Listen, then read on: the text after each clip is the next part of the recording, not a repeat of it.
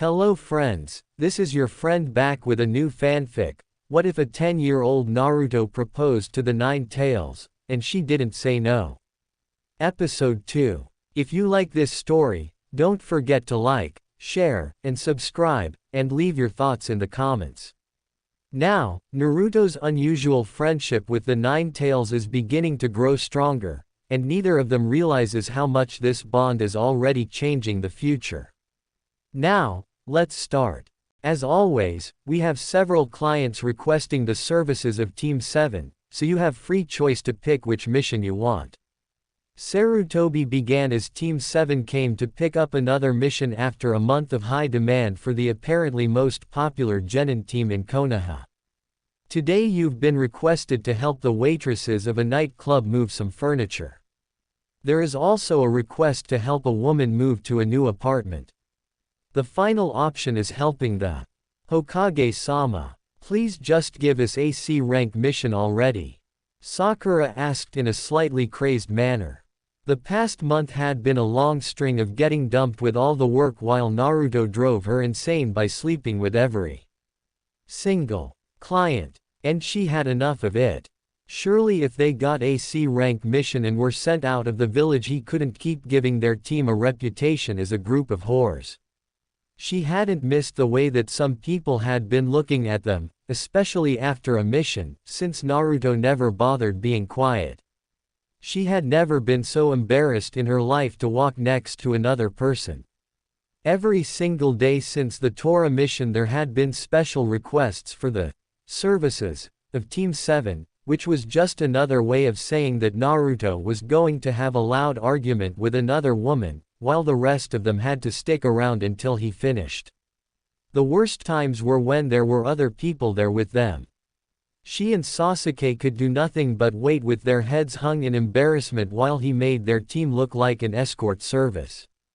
Kakashi was not being helpful at all when he told them that Naruto was just being diligent at completing the missions, giggling perversely the whole time. I agree, we're ready for AC rank. Sasuke agreed quickly. He was handling the situation somewhat better than Sakura, but he was still eager to do something else than waiting for Naruto to finish the mission. Now listen here, you can't just demand a C rank mission from the Hokage. You've only been out of the academy for a month. Uruka ranted at them. Well, I think they're ready. Kakashi drawled lazily, bringing the Chunin up short. Honestly, the team wasn't getting any kind of teamwork done, except for the joint embarrassment and irritation of Sasuke and Sakura. AC rank sounds fun. Naruto grinned in approval, he was itching for some action himself. Sarutobi looked speculative for a moment, before he made his decision. Very well, send in Tazuna. Soon afterwards, an old man with a rope tied around his forehead entered. He was quite clearly drunk and getting drunker, judging by the sake bottle in his hand. So this is the team that's supposed to protect me. A Cyclops, an exhibitionist and two brats. Tazuna asked drunkenly, not overly impressed with the team that was supposed to be protecting him, even if the blonde did look pretty tough. My team is quite capable, I assure you, and if we run into anything that they can't handle, then I will take care of it. Kakashi assured me. Team 7, your mission is to escort Tazuna, the bridge builder, back to his home in Wave Country and protect him until the bridge he is building is complete. Sarutobi explained the mission. Meet up at the gate in 2 hours, bring enough supplies to last several weeks. The Junin said to his team. XXXXXXXXXXXXXXXXX. Several hours later, Team 7 and their client were walking through the forests of Fire Country, making their way slowly south towards Wave Country. Naruto had released his resistance seals and was feeling pretty annoyed at moving so slowly. Without the seals slowing him down, he felt as if he could take off and fly if he stepped on the ground too hard. It had been a long time since he'd released them last, and the way the seals were set up meant that they automatically increased the resistance on his body, keeping it constant with his strength increase. Well, he was pretty much at his physical peak, but the more he worked on it, the better he could reinforce his body with chakra. All of this meant that he was feeling irritable at the slow pace, but he wasn't going to keep the seals active on a mission that was potentially dangerous. He had no intention of dying because some stupid punk got lucky and attacked him before he could release the seals. At least the walk was helping him get used to his new speed and strength after being under the seals for so long. It usually didn't take long to get used to it, but it was always good to be fully used to your own body before a fight. "Hey Naruto." Sasuke suddenly spoke up, much to the surprise of everyone except Tazuna, who didn't know how strange this was. "What? I've been wondering, why do you never use any ninjutsu during our spars?" Sasuke had been forced to reevaluate his opinion on the blonde several times during the month that they had been a team. At first, he'd refused to call Naruto by his name, instead calling him dead last, but that had ended when the blonde had kicked him in the face for it. This had led to Sakura yelling at him, and getting kicked in the face for it. Kakashi had them spar regularly and Sasuke was frustrated to note that Naruto was not moving anywhere near as fast, nor hitting as hard as he had during the belt test, meaning that he was clearly holding back. Everyone looked towards the blonde, interested in hearing his answer. "That's because I can't," he told them blandly. Everyone looked at him in shock, well except Tazuna, who didn't know what the big deal was. "What do you mean you can't use ninjutsu?" Kakashi asked, wondering if it was the same problem that Guy's student had. "I have too much chakra to use normal ninjutsu." "How can you have too much chakra to use ninjutsu? That doesn't make any sense." Sakura protested. "I have so much chakra that it's actually become so condensed in my coils, that I overload any ninjutsu or genjutsu that I try to use. In fact, I'm pretty sure that I have at least 10 times the amount of chakra that the Hokage has. The only ninjutsu that I can use are the ones that don't require hand seals or use up huge amounts of chakra, meaning raw shape and nature manipulation." Naruto explained, leaving out the fact that he could use the transformation technique just fine. It just used up nearly 300 times the chakra, making the chakra coating around him so dense that it actually caused a physical transformation. "I didn't think you even knew any ninjutsu aside from the ones they teach at the academy," Sakura commented. "There is a library section open for genin, you know. Where do you think the diet and exercise plans that Kakashi gave you came from?" Naruto deadpanned at her. "Is there a library with ninjutsu available for any genin that goes in there?" Sasuke was shocked. There was free ninjutsu up for grabs and he didn't know about it. "Don't wet your panties with excitement, princess. There isn't anything too powerful in there since it's meant for genin, though there might be more for you than for me in there considering you're fire-natured and we're in fire country." Naruto shot down Sasuke's delusion of just grabbing up powerful ninjutsu from the library. Sakura scowled at the blonde, annoyed at the way he kept insulting her Sasuke-kun, but didn't say anything for fear of getting another boot to the face. She settled for asking another question instead. "What kind of chakra nature do you have in Naruto and how do you find out your chakra nature anyway?" "I've got wind and water natures, which is just my luck since those are the rarest natures in Konoha, and you need a special chakra paper to test your affinity," Naruto explained. "Why do you have 2 natures and Sasuke-kun only has 1? Sakura questioned further, feeling that it was unfair if her crush only had 1 chakra nature. Sasuke was wondering the same thing. Kakashi interjected his own opinion at this point. He might have more than 1 for all we know, since he hasn't been tested yet. This settled Sasuke's rising jealousy, but he was still wondering about something. "So, if you can't use normal ninjutsu, what can you do with your nature manipulation?" "At the moment, splash water around harmlessly and create a nice breeze, since I haven't been able to find any information on nature manipulation training yet," the blonde stated flatly, still irritated that he hadn't managed to make any use of his affinities. That's because it's a Junin level skill Naruto, there's no need to be in such a rush. Kakashi said with an eye smile, making Sasuke and Sakura look at him in surprise. Some of us aren't lazy like you Kakashi, I've already lost 4 years thanks to the morons in the academy holding me back and I have no intention of waiting until I make Junin to learn that. Naruto replied with a scowl. What do you mean, holding you back? Weren't you dead last 4 years running? Sakura asked in confusion. Naruto restrained the urge to kick her in the face, since she hadn't meant it as an insult for a change. I'm pretty sure that the instructors were screwing up my scores so that they'd have an excuse to fail me at the end of the year, that's why I only bothered to show up for tests. I've actually been sending shadow clones to the academy for the past 2 years instead of going myself.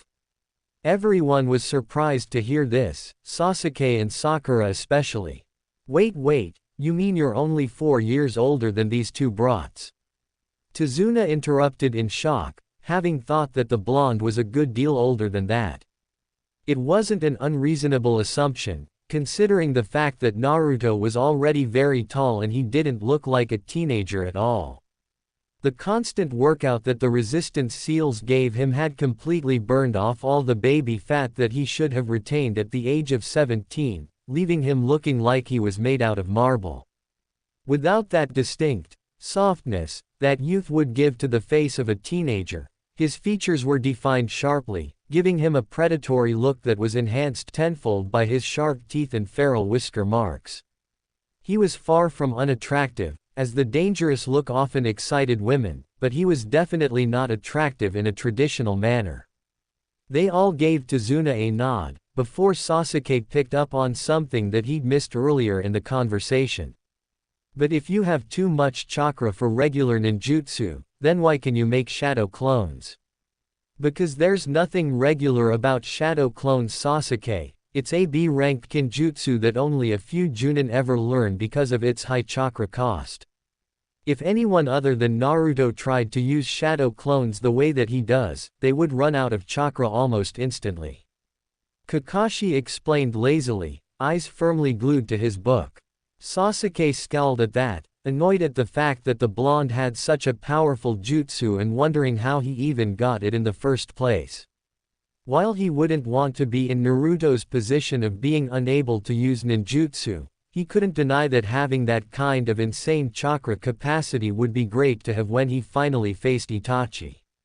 The group continued on in silence for a while before Sakura broke it by asking Tazuna whether Wave Country had any ninja of its own, which led to Kakashi explaining that 5 great nations and their hidden villages, after which the group lapsed into silence once again. Not long after that, they were approaching a puddle in the middle of the dirt road. Kakashi quickly noticed that there was no reason for a puddle to be there, as it hadn't rained in nearly 2 weeks. Naruto however noticed the low levels of killing intent that were originating from the puddle, after which he quickly noticed that the ground was much too dry for there to be a puddle there. Exchanging a glance with Kakashi, the Junin nodded at him, surprised that the blonde had noticed it, but pleased nonetheless. The group meandered past the puddle, Kakashi with his face buried in his book, Naruto with his hands in the pockets of his coat, looking bored, Sakura glancing at Sasuke every few moments and Sasuke doing his best to ignore her. As they passed the puddle, 2 shinobi with scratched-out Kurigakure forehead protectors, each one carrying a gauntlet that was connected to the other with a chain, rose from the puddle and wrapped the chain around Kakashi, who was walking at the back of the group.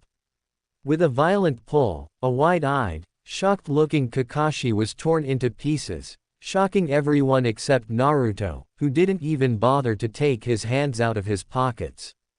"One down," one of the 2 shinobi began. "And 3 to go," the other finished. Sakura remained frozen with fear next to the equally frozen Tazuna, pulling out a kunai out of pure reflex rather than any confidence about defending herself with it. Sasuke snapped out of his shock quickly, charging at the shinobi on the left, evading his slow attack and bringing his leg around in a powerful blow to the back of the head, knocking him out. turning around with a smug look. He looked towards Naruto, expecting him to still be having some trouble with the other one, only to see that the blonde still hadn't bothered to take his hands out of his pockets, simply planting his boot right into the man's face hard enough to break his nose, drive the bones into his brain and killing him instantly, making the poison-tipped claw useless, still looking bored. To him, the two shinobi had been slower than dripping honey in winter, which combined with foreknowledge of the attack, made the whole thing rather underwhelming. Sasuke grinded his teeth at being shown up so badly. He was supposed to be an elite, an Uchiha. Was he so much weaker than his brother that he couldn't even beat a no-name orphan like Naruto? Well done all of you. Sasuke and Naruto neutralized the threat while Sakura protected the client. Kakashi praised as he suddenly appeared in front of them. Kakashi-sensei, you're alive, Sakura exclaimed in happy surprise. Of course, they only cut apart a log after all. The Junin replied with an eye smile, making Sakura look at the scene of his death, only to notice that indeed, there was a log in 3 pieces there. She smiled sheepishly at forgetting about the substitution technique. If she was honest with herself, she was feeling both shaken and somewhat ashamed of herself. Even though Kakashi had praised her for protecting the client, she had just been too terrified to move. The whole incident only served to bring Naruto's words from the bell test crashing back into her mind. If she had encountered this kind of situation alone, or if Kakashi really had been killed and her teammates weren't strong enough to fight them off alone, then she would have been completely useless, just like Naruto had said. Even though she had asked Kakashi about getting into shape and he had given her diet and exercise plans, she hadn't been too enthusiastic about doing them. Sure, she'd used them, but not to the extent that she could have.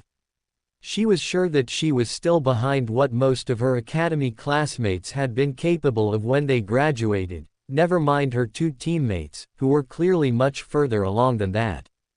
Those were the demon brothers, B-rank missing nin from Kurigakure. Is there something you aren't telling us about Tazuna-san? Kakashi asked pointedly, making the old man sweat. B-rank. I wouldn't give them anything above AC ranking. Naruto commented. Well, that performance just now definitely wasn't B-rank, but they were probably underestimating you. Kakashi answered with a sweat drop, before turning to Tazuna, expecting an answer. Well, you see, there's a really dangerous man after me, his name is Gato. Tazuna explained nervously. Gato. Of the Gato Shipping Company. Said to be the richest man in the world. Kakashi asked in surprise, not having expected such a thing. Yeah, but his shipping company is also a front for his smuggling and drug dealing operation. Over a year ago, he moved into Wave and started buying up every business that had so much as a fishing boat. If someone didn't want to sell, then he sent his hired thugs to get rid of them. Since Wave is an island nation, this means that he effectively controls the entire country. That's fine and all, but why did you say this was a C-rank mission if you knew that he would send shinobi after you? As it is, this mission is now at least B rank if not A rank. We would be fully within our rights to abandon the mission, since you lied about it. Kakashi questioned sternly. Because Wave is too poor now to afford anything more than a C rank, even the daimyo doesn't have any money. We aren't even sure if he's still alive since Gato took over his mansion. But if you want to quit now, I'll understand. It's no big deal that I'll be killed and that my daughter will hate Konoha ninja forever and my cute little grandson will cry all the time. Tazuna both explained and spun what he hoped was a sob story to make them feel bad if they wanted to quit the mission. Kakashi just sighed as he had a feeling what his hot-headed students would want to do. Sakura would likely be relieved about going back to Konoha, but Sasuke and Naruto would both be excited rather than scared off at the prospect of the mission being tougher than it was supposed to be. I say we continue the mission. Naruto said simply. I agree. Sasuke seconded. Seeing that her crush wanted to continue, Sakura just nodded her head in agreement. Both Sasuke and Sakura were privately hoping that Naruto didn't end up sleeping with the aforementioned daughter. Tazuna looked at them in gratitude and relief, before looking over at the Junin of the group, knowing that it was ultimately his decision. Kakashi withheld another sigh, feeling that this was a really bad idea, since the next opponent was likely going to be a Junin, but the team was finally working together on something and he didn't want to ruin that. Alright, I guess we're continuing the mission. XXXXXXXXXXXXX. Alright Tazuna, this is as far as I go. The boatman that had ferried them across the ocean to the island nation of Waves said. Thanks Kaji. Tazuna replied. They were now in Wave Country and still there had been no further attacks, making Kakashi suspect that it would happen very soon now. It was after all, best to attack someone while they were in unfamiliar territory. Naruto was paying attention to the surroundings carefully, also thinking that things were a bit too easy. Most of his attention however was on sensing any killing intent at all. His youth had made him highly sensitive to it, as he had been the target of it a lot of the time. Though the killing intent of civilians was quite pathetic, it had proven useful to attuning him to sensing such things. The suppressed killing intent of a ninja wasn't that much different from that of a civilian.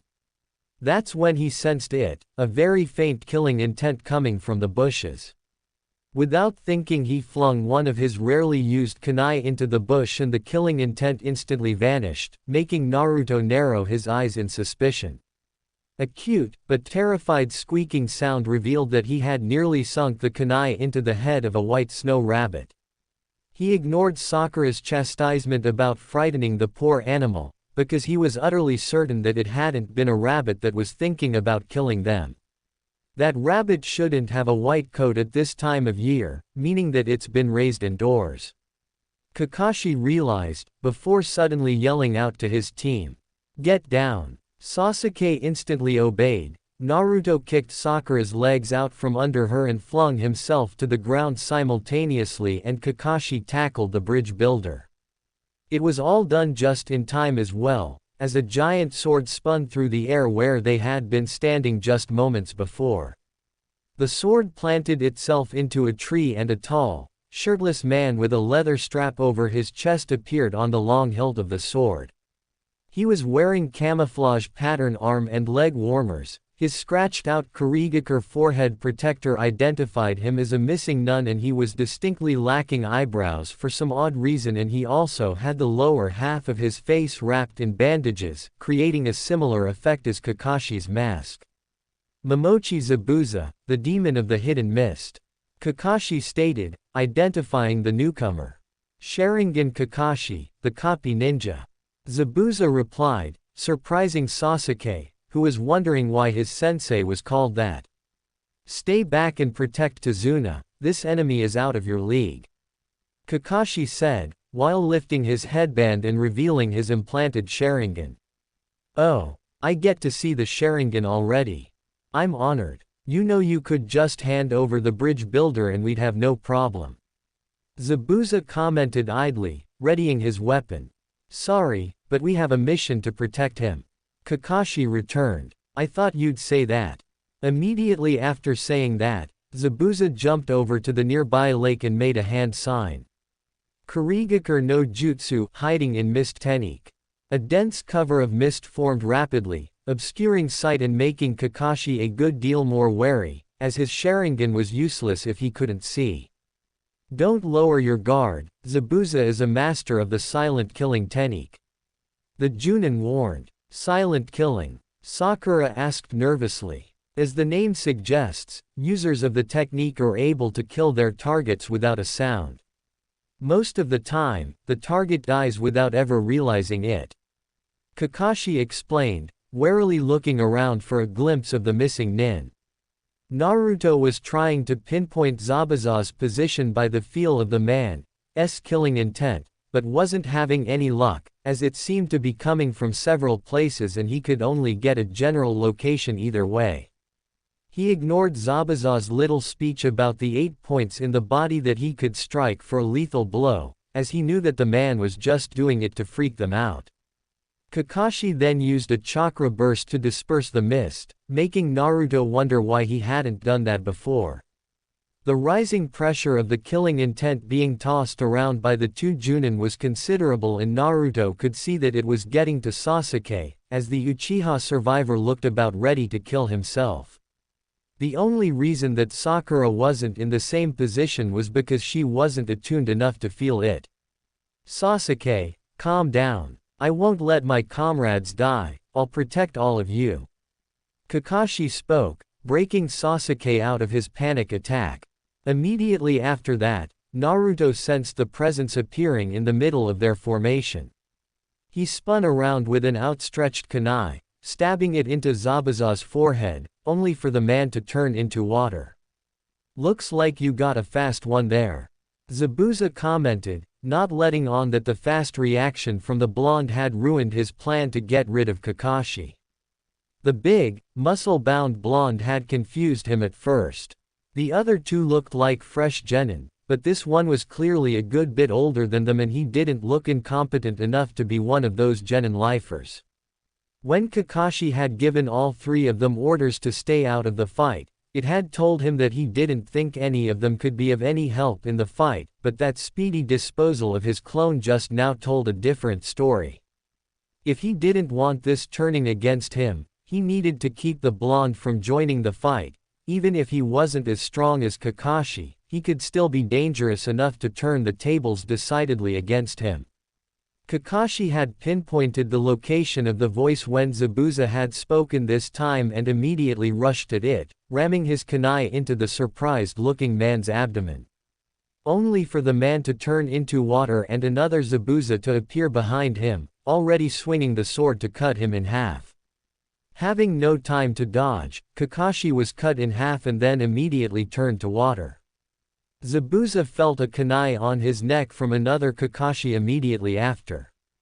"It's over, Zabuza," Kakashi stated confidently. "Yes, it is." The humor in Zabuza's tone tipped Kakashi off to the fact that something was wrong, making him duck hastily, stabbing the Zabuza in front of him just in case it was another trick, but the water that leaked out of the wound and the sword swishing over his head proved the ducking to be a wise move.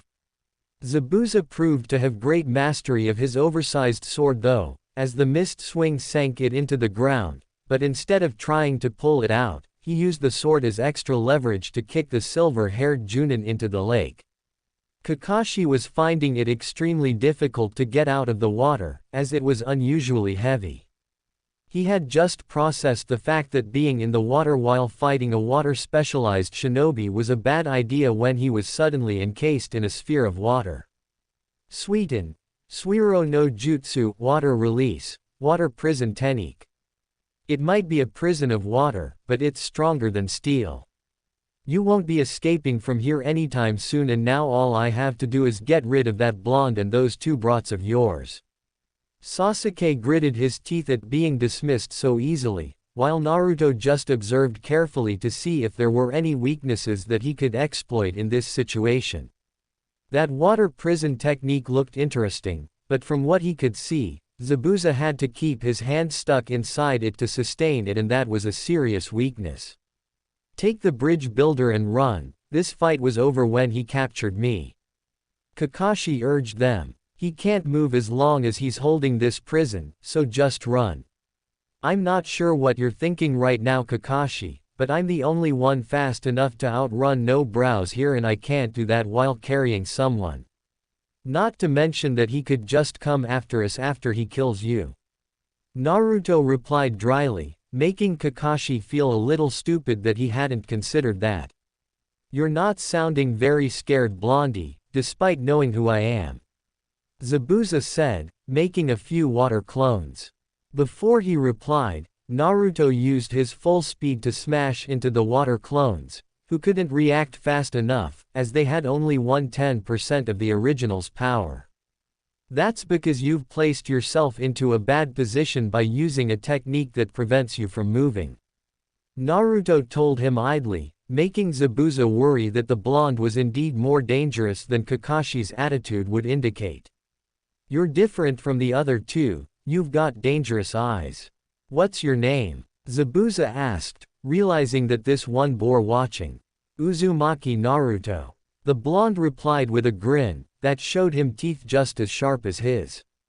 Zabuza wanted to curse. Any ninja worth his salt knew about the Uzumaki. Even if they had been destroyed before his time, they had been feared with good reason after all. A small island nation like Uzushio had been able to stand on equal footing with the 5 great nations because of the Uzumaki. Kumogakure and Kurigakure, along with several minor groups, had allied together for the sole purpose of destroying Uzushiogakure and had still suffered horrendous losses despite outnumbering the Uzumaki more than 10 to 1. He could only hope that this one didn't know any of the crazy techniques that the clan had been known for.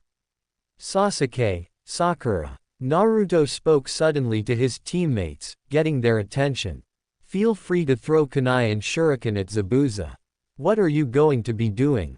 Sasuke asked, readying some shuriken. He didn't like taking orders from the blonde, but he seemed to have some idea about what to do. Rather than answer, Naruto used a technique that made everyone's jaws drop. Uzumaki Haijutsu, Kusari Uzumaki secret art, chains. 4 chains extended out of Naruto's back, going through his coat, but not damaging it. Their sharpened tips pointed at Zabuza like the legs of a spider. He was glad that he'd put seals all over the coat and pants to make sure they didn't get damaged. They were especially immune to his own chakra, seeing as the seals on it were saturated with it. "Shit, Uzumaki." Zabuza swore. This was looking really bad for him. If he moved, then Kakashi would be freed, and if he didn't move, then he'd eventually get skewered by either the chains or the thrown weapons from the 2 brats. He couldn't even do a damn thing about it, because they were all safely out of range of his sword. If it was just thrown weapons, it wouldn't be a problem, but those chains could keep harassing him from multiple directions and he couldn't do a damn thing about it. "Your cursing seems to indicate that the Uzumaki were a clan of some sort," Naruto said in interest. He had long ago managed to sniff out the name of a red-headed kunoichi by the name of Uzumaki Kushina, who had no doubt been his mother, but it seemed that someone in the village had purged all information about the Uzumaki. He had long suspected that it had been or was a clan, but this pretty much confirmed it. "You didn't know. The Uzumaki were a clan, all right. They got destroyed by an alliance between Kumogakure and Kurigakure during the Second Shinobi World War, because there were a lot of people scared of them," Zabuza answered, stalling for time a bit so that he could have some more time to think of a way out of this. "Thank you, I've been wondering about that for years," Naruto replied, making Kakashi wonder just how much his blonde student actually knew. Unnoticed by everyone, Sasuke was grinding his teeth together at learning yet another thing about Naruto that made the blonde better than him. He couldn't have taken out those clones. Those chains looked to be incredibly powerful, and now he learned that the Uzumaki were an actual clan that was so feared and powerful that it had taken an alliance of 2 great hidden villages to destroy, while his own was destroyed by a single traitor. Without any further delay, Naruto sent forth his chains and his teammates began throwing weapons at the motionless form of Zabuza. The swordsman managed to deflect the initial attack and dodge the next one by twisting his body. The chains, however, were a lot more maneuverable than him and had wrapped themselves around his weapon and began pulling it out of his hands. This forced Zabuza to let go of the water prison so that he could bring his full strength to bear against the chains. This freed Kakashi, who immediately attacked, forcing Zabuza to abandon the tug of war over his sword or get stabbed. "Good work on getting me out of there, I'll handle it from here," Kakashi said, positioning himself across from Zabuza. Zabuza found himself outmatched in the following ninjutsu battle, the Sharingan proving to be too great an advantage, as it allowed Kakashi to perfectly predict his intentions and even hypnotize him into making a mistake at the end. Zabuza crashed into a tree after being hit by a powerful torrent of water from Kakashi's great waterfall technique, dazed and injured. Just as the Sharingan-wielding Junin was about to finish him off though, two needles sank into the missing nin's neck, apparently killing him instantly. "Thank you for your help. I have been waiting for an opportunity to take down Zabuza for some time," said the newly arrived ninja, dressed like a member of the Kiri Hunter Nin. He or she had long black hair and was wearing the blank white mask with a strange hooked swirl over the bottom part of it, the Kurigakure symbol etched into the forehead, and dressed in the faded green combat kimono of the Kurigakure Hunter Nin Corps. "No problem, Hunter-san," said Kakashi, hiding just how tired he was. He quickly checked Zabuza for a pulse, just to be extra certain, and when he found none, he stepped away from the body. While Kakashi and Zabuza had been having their ninjutsu battle, Naruto had dragged the sword to himself with his chains, and was now holding it over his shoulder in his right hand. "I would ask that you give me that sword, Uzumaki-san, it is property of Kurigakure after all. You want this sword? It's yours, if you get down on your knees and lick my bitch," Naruto replied heatedly with a finger pointed at the masked ninja, having taken a liking to the sword. He even felt like being a bit ostentatious, so he used his rudimentary control over wind chakra to create a breeze that made his coat and ponytail flap in the wind dramatically. Haku was taken aback, having not expected that kind of over-the-top response in the slightest, and at the fact that the blonde had apparently guessed her gender. She was also extremely grateful that the mask hid her blushing and slack-jawed expression at the incredibly crude proposition. Naruto, Kakashi, Sasuke and Sakura groaned in unison, while Tazuna was looking like he was trying not to laugh despite still being somewhat scared. "Hell no, I'm not giving this sword to some hunter nin. If the Mizukage wants it back, he'll have to send it personally," Naruto insisted stubbornly. Haku was torn with indecision at this, as that would be a perfectly reasonable request if she had actually been a hunter nin. Either way, the longer she stayed here, the more likely it was that someone would figure out that something fishy was going on. She knew that Zabuza would be incredibly angry over losing the sword, but at least he would be alive. "All right, I will inform the Mizukage of this," said the masked ninja and vanished with Zabuza's body. Kakashi looked over at his team with an eye smile. "Great work, team." He was about to speak further, intending to question Naruto about those chains, but his face planted into the ground and felt all the strength leave his body. "Kakashi-sensei," Sakura exclaimed, worried that he'd been hurt. "I'm fine, Sakura, it's just chakra exhaustion," Kakashi explained and passed out immediately afterwards. "I guess you guys are carrying him the rest of the way to Tazuna's house," Naruto stated lightly. "What? Why us? You're the biggest and strongest out of the three of us," Sakura complained, with Sasuke nodding in agreement. Naruto favored her with a terrifying fanged grin that told everyone who saw it that they were meat and he was hungry. "Because I've got a big sword and I'm not afraid to use it. XXXXXXXXXXXXXX. Kakashi woke up and felt weak as a kitten. Chakra exhaustion, that's just great. He tried to get up, all the while commenting to himself. "I guess I really overdid it with my Sharingan, I can barely move." "Then maybe you shouldn't be moving at all," said a pretty dark-haired woman in her late 20s, who had just entered the room and heard him talking to himself. She was wearing a pink short-sleeved shirt with red trim around the sleeves and neckline. "Sensei, you're awake," Sakura exclaimed, as she along with Sasuke, Naruto and Tazuna made their way into the room.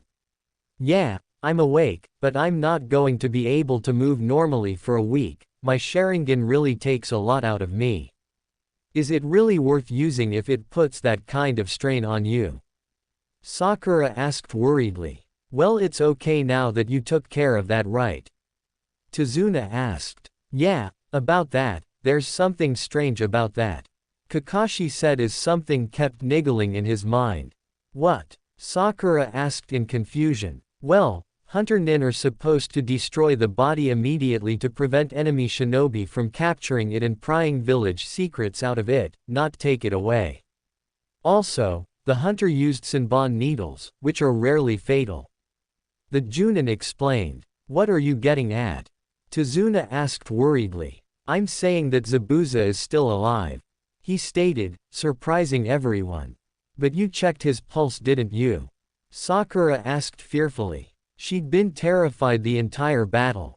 Yes, and he didn't have one, but a skilled hunter nin would have no difficulty placing someone in a death trance. Kakashi refuted. Aren't you overthinking things here? I mean, you completely destroyed that guy. Tazuna tried to reason. Shinobi must never disregard anything suspicious, as that might be the last mistake they ever make. The Cyclopean Junin answered firmly. But now what are we going to do? I mean, you barely beat him and now you won't be able to move normally for a week. Sakura was worried. Well, Zabuza is going to be having movement problems of his own for a week because of that death trance. And I've got his sword. Naruto added. Yes, there is that. We were fortunate that Naruto is such a rude bastard and refused to give the sword to that fake hunter nin, since Zabuza will now be missing his most powerful weapon. Kakashi confirmed with an eye smile. What do you mean his most powerful weapon? Sasuke asked, speaking up for the first time. Before he went rogue, Zabuza was one of the 7 ninja swordsmen of the mist, an elite group of shinobi, each one carrying a powerful sword, and each sword is rumored to have a secret special ability. Sweet. Naruto said with a grin, while Sasuke frowned over the fact that the blonde seemed to have acquired a powerful weapon with unknown abilities. The sword was way too big for him, but he wanted something like it. And I'll be training you in the week before Zabuza gets back on his feet. How is a week of training supposed to help us against someone like Zabuza? Sakura shrieked with much less volume than she used to. Well, it was you 3 that helped me beat him, didn't you? Kakashi asked rhetorically, making a mental note to have that conversation with Naruto soon. If he shows himself again, we'll just kick him again. Naruto said with an excited grin. He was rather excited at the prospect of fighting Zabuza again. No, you won't, you're all just going to get yourself killed. A young voice suddenly piped up. Naruto turned around to look at the little kid that had entered the room, flashing his bare chest at Tsunami in the process, causing the woman to look away with a small blush.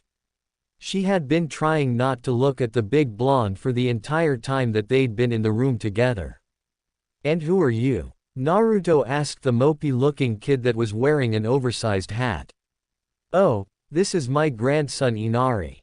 Tazuna told them. Inari, these are the ninjas that protected your grandfather, say hello to them. Tsunami told the boy. Why? They're all just going to die when Gato sends his men to kill them. Inari said sullenly. Inari, that's very rude. His mother chastised him. Gato already sent his strongest and failed. Anyone else he sends is likely going to be nothing more than a hired thug, which might as well be sheep against a ninja. Naruto said dismissively. Whatever, you should all just go home before you get killed. Inari said as a parting shot before he left the room. Please forgive Inari, he's. Tsunami tried to explain. He's lost hope. Naruto stated with certainty. Tsunami looked surprised at the fact that the blonde had figured it out so quickly. How did you know? She asked. I've seen it before. Those like him go around telling everyone how hopeless it is, because they hate the fact that they can't hope anymore and they don't like to see others who still can. Everyone looked at the blonde in surprise at that, wondering how he knew so much about this. Only Kakashi had a faint idea that Naruto's life definitely couldn't have been easy. XXXXXXXXXXXXX. The entire group, minus Inari, who had taken his food up to his room, were in the living room, enjoying Tsunami's cooking. It really was good food, but Naruto was well aware of the few anxious looks that Tsunami had leveled at the pantries and refrigerator when she'd seen how much they were eating. Clearly, she was worried about how feeding this many people was going to impact her ability to feed her family in the future. The occasional glance and blush that she sent towards him was also not missed, no matter how subtle she thought she was being. He wasn't sure if Sasuke and Sakura had missed them or if they were doing a very good job of pretending that it wasn't happening. It was so funny seeing those two get embarrassed over the fact that someone they knew was frequently sexually active. He wasn't sure what genius had claimed that all shinobi were adults when they became genin, no matter their age. Did that mean that Kakashi had been an adult at the age of 6? Yeah, that sounded like a really smart move right there, giving a 6-year-old free access to alcohol, tobacco, porn, and let's not forget the brothels. He'd also noticed the picture of the family on the wall. The happy looks on the faces of Inari and Tsunami made it clear that the picture had been taken during better times. It didn't take a genius to guess that the man in the picture who had his face cut out of the picture was somehow connected to how things had gotten so bad. Either the man had died and it hurt them to see his face, or done something terrible to warrant having his face removed from the picture. But now was not the time to be asking about that. There was a conversation with Kakashi that had been looming for the whole day. He thanked Tsunami for the dinner, causing the woman to blush again, before giving Kakashi a look and heading outside. Kakashi hobbled after him shortly afterwards and then simply stood next to him in the dark a short distance away from the house. Naruto was waiting for Kakashi to say something, but the Junin found himself unable to find any words despite the fact that he'd known this conversation was coming. My mother was Uzumaki Kushina, wasn't she? Naruto suddenly asked, snapping Kakashi out of his thoughts. How did you find out? You just told me, but I've suspected it for a long time. Kakashi scowled at the fact that a genin had used that old trick on him. There was only one other Uzumaki in the village aside from me in recent times, so I eventually dragged that out of someone with liberal use of the transformation technique, seeing as nobody wanted to talk about it to Uzumaki Naruto for some reason. Naruto continued. Kakashi winced at that. He hadn't agreed with the Sandaime about keeping the truth from Naruto for this long. When he'd been much younger, it had made sense, but Naruto had been ready to know the truth for years now. And clearly he had dug it out no matter how hard Sarutobi had tried to hide it. Do you know who your father is too? Kakashi asked. Yondaime. That was actually even easier to figure out, seeing as my looks are rather distinctive and mom and dad hadn't been very discreet about their relationship. Naruto answered. Of course, the real reason that it had been easier to figure out was because Zana had flat out told him, but Kakashi didn't need to know that. Naruto, the Sandaime was just trying to protect you by keeping it hidden. Kakashi reasoned. Don't make excuses for the old man, Kakashi. The real reason he didn't tell me was because he just didn't want to deal with the hassle. Sarutobi doesn't like to rock the boat in his old age and keeps telling himself that it's the best thing to do. Naruto retorted. This was the main reason that Naruto didn't trust or want anything to do with the old man. The man was so afraid of doing anything that he just sat on information that he should have acted on and pretty much let the council run the village for him. He might claim to hate the paperwork, but he wasn't above using it as an excuse to not do anything. As far as Naruto was concerned, the village hadn't had a Hokage since Yondaime died. Sarutobi may as well have been a random senior citizen dressed up in the robes and keeping the chair warm. I bet he even told you not to approach me until I ended up on your team. Naruto guessed. Kakashi just nodded grimly, confirming it. Sarutobi had indeed done that, claiming that it would draw too much attention to Naruto. Jiraiya was in a similar situation. The man was Naruto's godfather, so he had more right than anyone to take Naruto in and take care of him, but it was true that if Jiraiya had taken him in, that a lot of attention would be on him. Not to mention the fact that the man had a spy network to mind. That wasn't even taking into account the fact that he'd just lost someone who had been like a son to him for all intents and purposes. Sarutobi had promised Jiraiya that Naruto would be well taken care of and would be ready to become his apprentice after he became a shinobi, but clearly the first part of that promise had not worked out the way it was supposed to. Especially considering the fact the academy had screwed him over badly. If Naruto had been allowed to graduate when he had been supposed to, then Kakashi wasn't sure which one of them would be stronger right now. He strongly suspected that it wouldn't be him. Seeing that the secret was thoroughly blown, Kakashi told him some things about his parents that he hadn't known yet. The things that he hadn't known were surprisingly short, as apparently several years' worth of reminiscing, while transformed into random people had allowed him to gather up a rather large amount of information. We should get some sleep, we've got training to do tomorrow, Kakashi said, as it was getting pretty late. Everyone else was already asleep.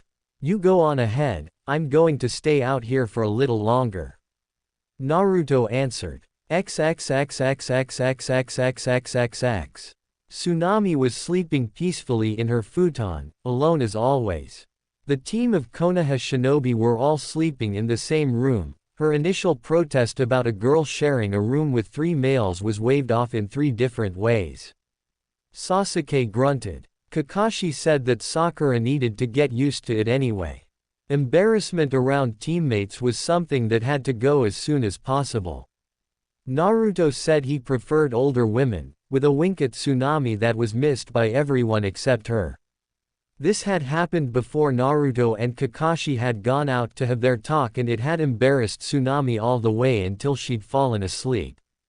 Her eyes suddenly flew open in panic as a hand was pressed over her mouth to prevent her from screaming. "Shish, it's just me," came a whisper in a familiar voice. Tsunami managed to calm down enough to take note of the fact that the man holding her down was very big, and she could feel the hard muscle of his chest pressing into her through her thin sleeping gown. Then she caught sight of deep blue eyes that almost seemed to glow in the darkness of her room. "Naruto-san, what are you doing here?" she hissed at him quietly, disbelieving that he had just broken into her room and woken her up in a way that had all but convinced her that she was about to get raped. "No honorifics please, I hate those things," Naruto returned dryly. "Fine, Naruto. Now what are you doing in my room in the middle of the night?" she insisted, getting annoyed now, but at least her heart was slowing down. She absently noticed that he wasn't wearing his coat. "I needed to talk to you in private and this seemed like the best time for it," Naruto explained. It seemed like the best time and place to have a private conversation was in the middle of the night in my futon. She asked incredulously. "Well, I wanted to talk to you as fast as possible and I didn't know when I'd get the chance." Tsunami huffed in irritation at the twisted logic, but figured that she may as well go along with it, since it appeared that the blonde wasn't intending to leave until he got what he'd come for. "Fine, what did you want to talk about?" Inari's attitude, "It has something to do with that man whose face was removed from the picture, doesn't it?" She looked up at him in shock that he'd managed to figure out that much already. Yes. Inari's real father died not long after he was born. Kaiza saved Inari from drowning and the two grew close quickly. Kaiza had come to Wave, chasing after his dreams. We married not long after he saved Inari and Kaiza quickly became a hero to Wave due to his bravery. Tsunami said softly, trying to hold back tears. "Sounds like my kind of guy, what happened?" Naruto asked. Kaiza always liked to say that if you valued something then you had to grab hold of it and protect it with both arms. She continued with her voice now choked with tears. He wasn't willing to just let Gato take over, so he fought against him. Then one day, they dragged him off to the market, broke his arms and executed him in public. After saying that, she collapsed into tears, grabbing onto him for comfort just because he was there. Naruto grimaced. He hadn't intended to make her relive painful memories, and he had no idea what to do with a sobbing woman. He definitely couldn't just leave though, seeing as he'd been the one to put her in this condition. He'd feel lower than dirt if he just left. Not knowing what else to do, he just got more comfortable, held her closer and let her cry while rubbing her back. Despite his intrusion into her room, Tsunami was grateful that he was there now. She had never really had a chance to grieve for Kaiza, worried as she'd been over Inari's darkening mood. Then after that she'd been worried about her father and about their dwindling ability to get enough food, which Tazuna hadn't been making easier by buying sake all the time. This was the first time in nearly a year that she was able to just let go and let someone else take care of her. Trying to be strong all the time, holding back her own grief while doing her best to comfort Inari hadn't been easy. Especially as the boy had developed a completely fatalistic and despairing outlook. Some days it was all she could do not to burst into tears. She hadn't really expected her father's bridge project to succeed and had been worried out of her mind when they'd heard that Gato would be sending people to kill him. That had been the reason that he had gone to Konoha to hire ninjas in the first place, but Gato had simply hired his own. She had been bracing herself to hear that they had been ambushed and killed on the road, but instead they had come through, with her father being perfectly fine. He'd been very impressed with the strength of the shinobi that Konoha had assigned to protect him, especially Kakashi and Naruto. She'd found the blonde's strange dislike of shirts embarrassing, especially as she had always had a thing for big and muscular men, but she now had hope that there might just be a happy ending at the end of all this thanks to him. She knew that Kakashi was the team leader and supposedly the stronger of the two of them, but Naruto had a strange charisma about him that made you think he could and would beat a mountain into submission if it got in his way. When her tears subsided, Naruto made to move from under her and go back to his own room, but was stopped by a hand on his chest. Biting her lip nervously, her face still tear-streaked, Tsunami spoke up. "Please stay with me, I don't want to be alone right now." He was surprised at her request, as he'd expected her to be upset at the fact that he'd pried into painful and personal things like that. "All right," he replied softly after a moment and used his thumb to wipe away what was left of her tears. They moved around until she was spooning up against his chest and she thought that he was going to wrap his arm around her, but instead felt him working on getting his pants off. "What are you doing?" she squeaked, face flushing bright red. She might have asked him to stay the night with her, but she hadn't meant it as an invitation to have with her. His deep chuckle sent reverberations through her body. "Don't worry, I just can't sleep in these pants. They look badass and they're pretty comfortable when I'm standing up, but I'm trying to sleep in them," he explained. Oh, okay," Tsunami replied nervously. When the pants were finally off, a large arm full of hard muscle came around and drew her tightly against his chest. He was so much bigger than her that it felt like nothing in the world could reach her as long as he was holding her, and he was radiating a comforting heat like a furnace. She was ready to fall asleep almost instantly when she felt something growing rapidly larger and pressing against her posterior. She once again regained her bright blush at the feel of his arousal. Shifting nervously, she spoke up. Naruto. I know. I'm holding a beautiful woman so it can't be helped. Consider it a compliment," Naruto said and squeezed her a bit harder. He had intended the squeeze as a comforting gesture, which it was, but it also pressed his hardening member into her even further. "All right," Tsunami replied with her blush still firmly in place, but still shifted nervously. "If you keep fidgeting like that you're just going to encourage it," Naruto told her evenly, even though his resolve not to start anything sexual right now was being sorely tested. That made her freeze, but her face was still on fire at what she'd been doing.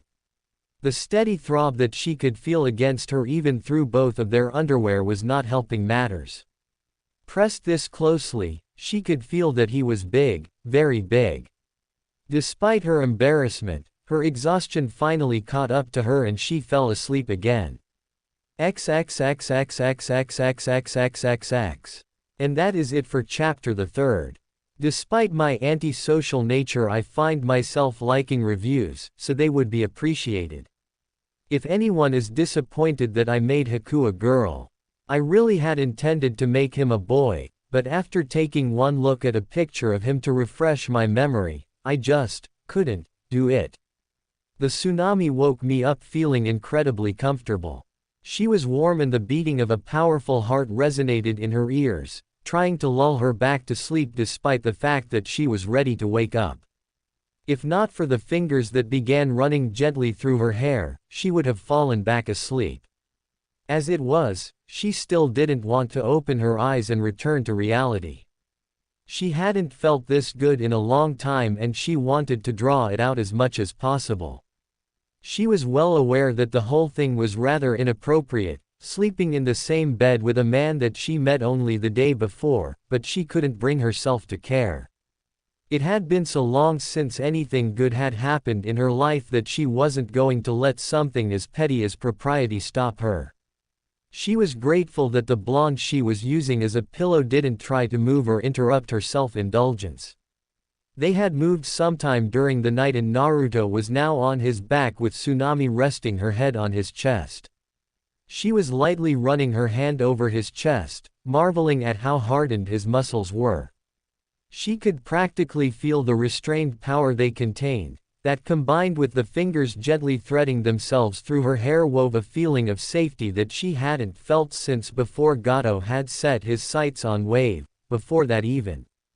Unlike Inari, who had no true concept of the differences between a ninja and a common thug, she knew that they were completely safe from anything Gato could throw at them now that his hired missing nin was out of commission. She had never seen a shinobi before, but even a civilian like her could see that there was something that set them apart from regular people. She had loved Kaiza, but he had been a fisherman, not a trained warrior. Though his convictions had been firm and he had been strong for a civilian, laying on the blonde shinobi's chest, she could appreciate the difference between them. She knew that thugs and bandits, no matter how many, would never be able to touch this man, and if they tried, they would easily fall to his muscle and skill. His dangerous appearance had frightened her at first, but now it was reassuring. With a regretful sigh, she decided that she really should be getting up. "Good morning," she said as she looked the blonde in the eye. "Morning," decided to get up. He teased with a grin, making her flush slightly. She couldn't keep her heartbeat from speeding up at how predatory he looked. "I'd prefer not to, but I've got to make breakfast." She was always the first to wake up and make breakfast. And I imagine that Tazuna might be upset that one of the shinobi he'd hired to protect him slept with his daughter on the day that he met her. Naruto mused idly. She scowled at him, but her blush made it hard to take her irritation seriously. "You're making it sound worse than it actually is." "True, even though the way you were wiggling against me made it really hard to resist making any moves on you." He teased with an amused grin and lightly groped. The tsunami was looking so mortified that it was hard not to burst into laughter. "Come on, let's get up before someone walks in on us," Naruto continued. After that they both got dressed and made their way downstairs, Tsunami still sporting a faint blush at his teasing. Despite her embarrassment, however, she was in a good mood. It felt good to tell someone about what had happened and be held while she cried. The playful teasing was embarrassing, but she couldn't deny that she liked it. Some time later, breakfast was just about finished, just as the others began to make their way down. Inari once again took his food and left the table, glaring at the shinobi but without saying a word, making Tsunami sigh in disappointment. "I'm going to need to go to town today and buy some more food." Tsunami spoke up when they were done eating. "Could one of you go with her?" Tazuna directed his question towards the shinobi. He wasn't feeling comfortable with the idea of his daughter going to buy groceries alone, especially with Gato after his head. Kakashi's single eye took a considerate look as he thought it over. Someone would definitely need to go with Tsunami, but whoever would go, was going to be missing from the training today. What were you planning to train us in, Kakashi-sensei? Naruto asked before the Junin could say anything. Oh, I was planning to teach you how to climb trees. Kakashi answered with his usual eye smile, making everyone except Naruto look at him like he was mad, as they wondered how exactly that was going to be useful at fighting Zabuza. Well, in that case, I'll go with Tsunami, since I already know how to do that. Naruto replied with a sigh. The woman in question was happy to hear this, as she had been considering if she should ask the blonde to accompany her either way.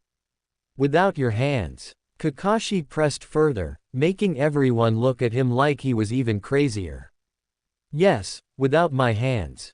Naruto rolled his eyes. I know how to walk on water without my hands too, in case you wanted to know. He continued in a deadpan voice. What are you guys talking about? Sakura burst out, losing her patience at the conversation that wasn't making any sense to her. He's going to be teaching you how to walk up vertical surfaces by using your chakra. Naruto explained to her. Why do you already know how to do that? Sasuke asked with a scowl. He most certainly did not like the fact that the blonde was apparently ahead of him in this as well. 2 words, Sasuke. Genin. Library. Naruto deadpanned at him. Sasuke scowled some more. He really needed to get into that library as soon as they got back to Konoha. Kakashi, I want you to show me those elemental manipulation exercises once Tsunami and I come back from town. Naruto told the Junin sensei. You do know that those exercises will take much longer than a week to master. And even if you do master them, you won't be able to use them for anything much without knowing any wind or water techniques. Kakashi protested. Well, if you know anything else that I could train in that would actually be useful in 1 week, then I'm all ears. Naruto retorted. Well, I guess you've got a point there. Kakashi gave in with a sigh. XXXXXXXXXXXX. Thank you for coming with me. Tsunami said towards the blonde walking next to her as they entered the town. Naruto had opted to bring his newly acquired giant sword with him, strapped to his back with an improvised harness. It's no problem, I could hardly let a pretty woman like you go into a dangerous place like this alone, now could I? He answered with a lazy grin towards her, making her blush again at his slight flirting. He'd noticed that she seemed to be in a better mood than she had been yesterday and was being deliberately playful with her to keep up her spirits. He had never liked seeing women sad. Naruto was observing the state of the town as they moved through it and noted that it was in a sad state indeed. There were people just sitting in the streets, looking absolutely hopeless and clearly too hungry to even stay standing for very long. He was drawing some fearful looks due to his style of dress and the sword, but the fact that he was walking peacefully next to Tsunami seemed to calm them down. Most people never even glanced at the Konoha forehead protector strapped to his thigh. As they made their way to a store that sold food, he could see clearly that the only food it had available was of poor quality and sold at obviously inflated prices. His respect for Tsunami's cooking went up a few notches. He had no idea how she had managed to make food that still tasted good with such poor quality materials. This actually reminds me of my own childhood. Naruto commented a bit sadly as Tsunami picked out the best of the vegetables that were available. The Tsunami looked at him in surprise and confusion. What do you mean? Isn't Konoha a prosperous village? Oh, it is. The problem is that I'm not too well liked by a lot of the villagers, so they often sell me nearly spoiled food at triple the price. Naruto explained. But why? She exclaimed in shock. It was due to certain events that took place during my birth. The villagers blamed me for it even though I was a baby at the time. But that's insane. How could they blame you if you were just a baby at the time? Tsunami asked in distress for him. Because people are stupid. Naruto answered simply. They had bought everything that the Tsunami had picked out by now and were making their way down the street. But surely not everyone was like that. Tsunami asked hopefully. No, not everyone. An old ramen stand owner and his young daughter were very kind to me, and some other people that bothered to talk to me at least treated me like anyone else. In my experience, a person can be very intelligent and brave, but people as a group are often barely any better than animals, worse sometimes, since animals at least aren't likely to do much harm. He made no mention of Xana despite the fact that she was honestly the only reason he hadn't become suicidal at a record young age. That was information that was simply not revealed lightly. What do you mean? Tsunami asked, wanting an explanation for that rather cynical statement. Take the situation in Wave right now for example. Naruto began. Your husband saw that Gato was bad news and fought against him, but he failed because nobody else was willing to stick their neck out alongside him. If everyone had risen against him, then he would never have gotten a stranglehold on the country, but everyone was telling themselves that they've got too much to lose if they take that risk, never even considering what might happen if Gato was allowed to take over. Now they're sitting hopelessly in the street, but they're still unwilling to stick their neck out and help Tazuna even if they have nothing more to lose. The people in Konoha did something similar with me. Everyone just condemned me because that's what everyone else was doing. Most of them never even gave a single thought towards the why, instead blindly believing what they heard somewhere. Tsunami was deeply shaken by his words, not just because she was reminded of the loss of her husband, but also at the dark but undeniable truth of what he said. The people of Wave had looked up to Kaiza as a hero, but had been unwilling to stand with him, and now they were paying the terrible price of their cowardice. They had lapsed into silence for a few minutes, each lost in their own thoughts until Naruto felt a small tug on his coat.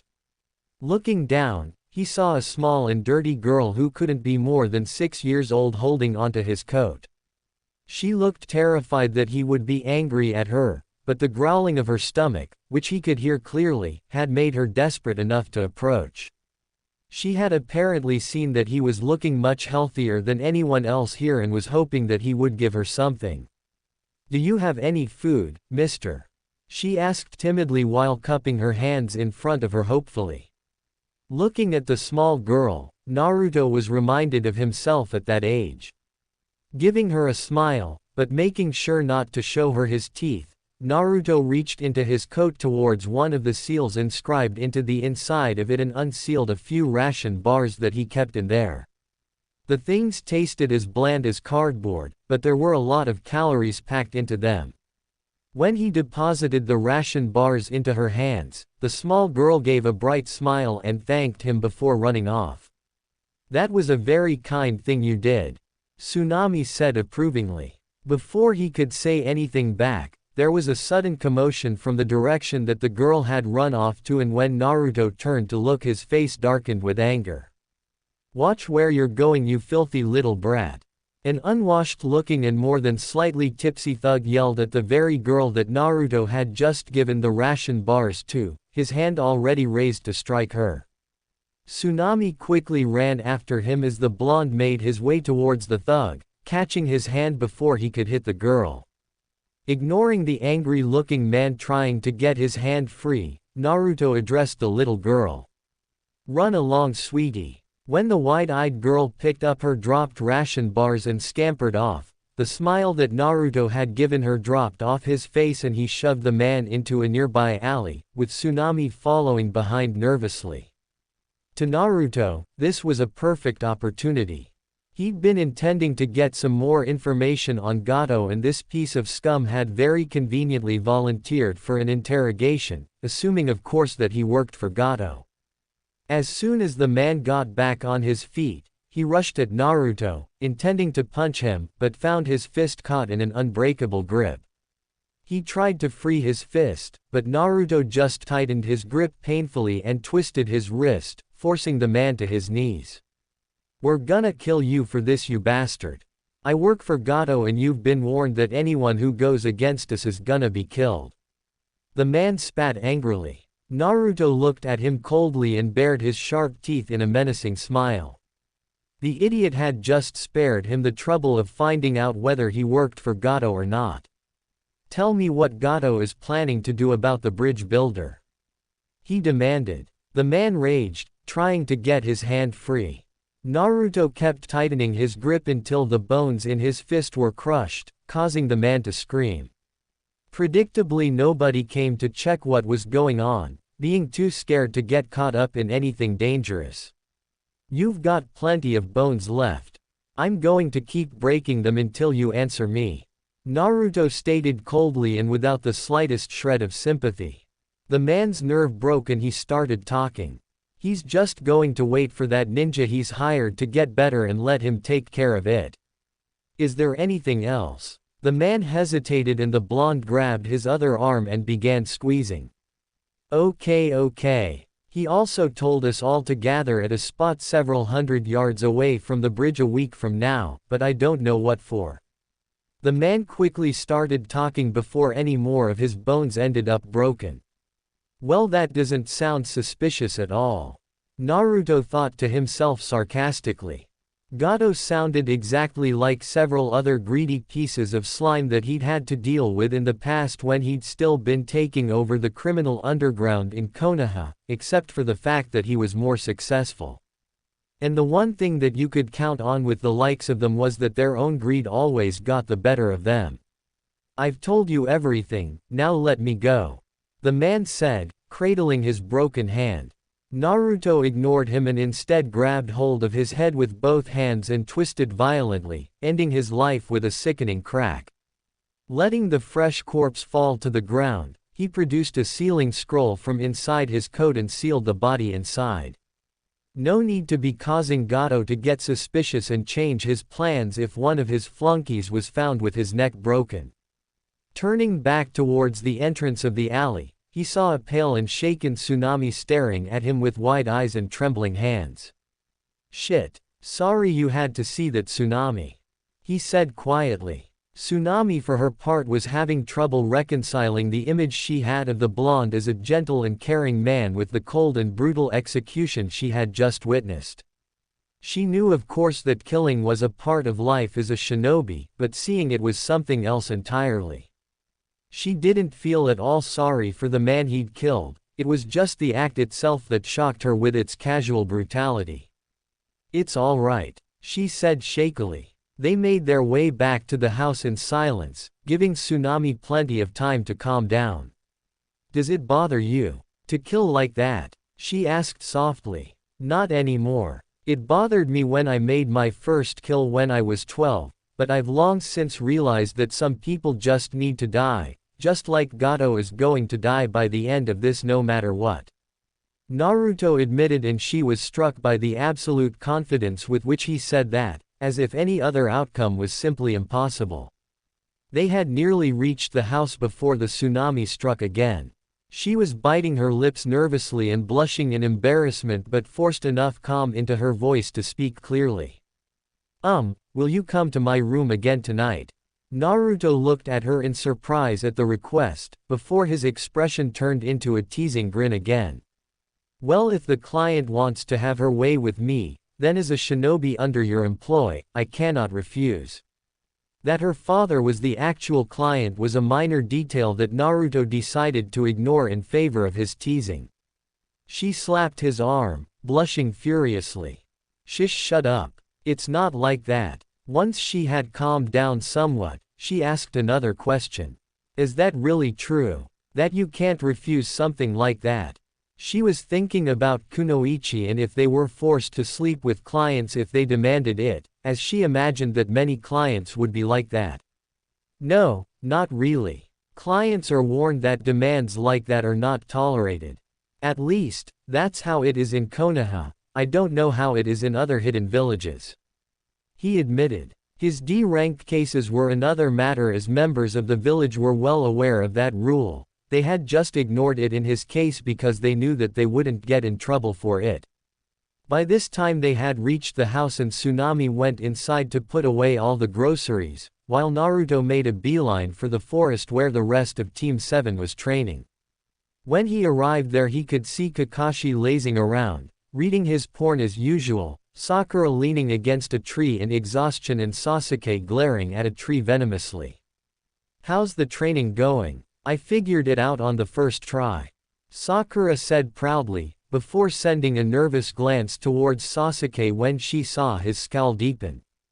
Oh, and how long were you able to stay on the tree? Naruto questioned. Well, about 15 minutes. She admitted with a blush.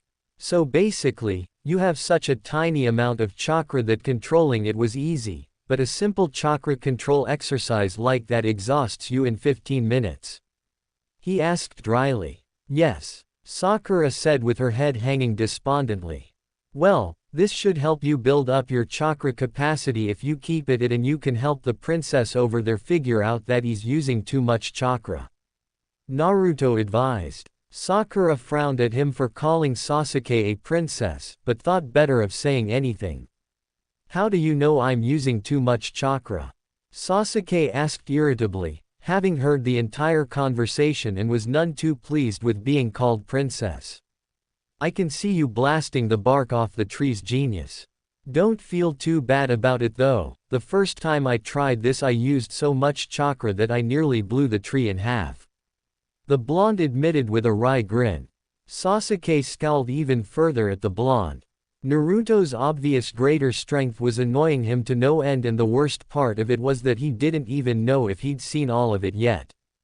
He really wanted to ask about those chains that the blonde had created, but Kakashi had already forbidden him and Sakura from doing so or even talking about it. He could understand why even if he didn't like it. When the blonde had called out the technique, he had called it a secret art, so not only was it pointless to ask, it was also prying into the business of another clan. Naruto made his way over to Kakashi, intending to get those elemental training exercises out of him. Alright sensei, tell me how to train up my affinities. Naruto said as he came up to Kakashi. Closing his book, but keeping his thumb inside it to mark his place, the Junin turned towards his blonde student.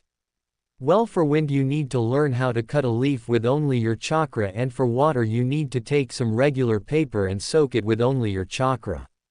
Learning how to do this will give you a better handle on transforming your chakra nature. I see, so I've been going about the whole thing backwards. Naruto muttered to himself as he created 10 clones and had them cut leaves. He'd have to wait for water training until he got home, since he had no paper. So you've figured out the secret of the shadow clone technique as well? Kakashi asked in surprise at seeing the blonde foist off the training on his clones. Oh yeah, it's the only reason I managed to learn Fuinjutsu without killing myself. That shit is dangerous. Naruto answered. Kakashi's sweat dropped at the blonde's reply. If Naruto was using shadow clones to learn Fuinjutsu and the typical Uzumaki instinct for the art bred true, he could only hope that the blonde wouldn't start making reality-bending seals until he was a Chunin and Kakashi was no longer partly responsible for his actions. One other thing, sensei. Naruto said, making Kakashi look towards him again.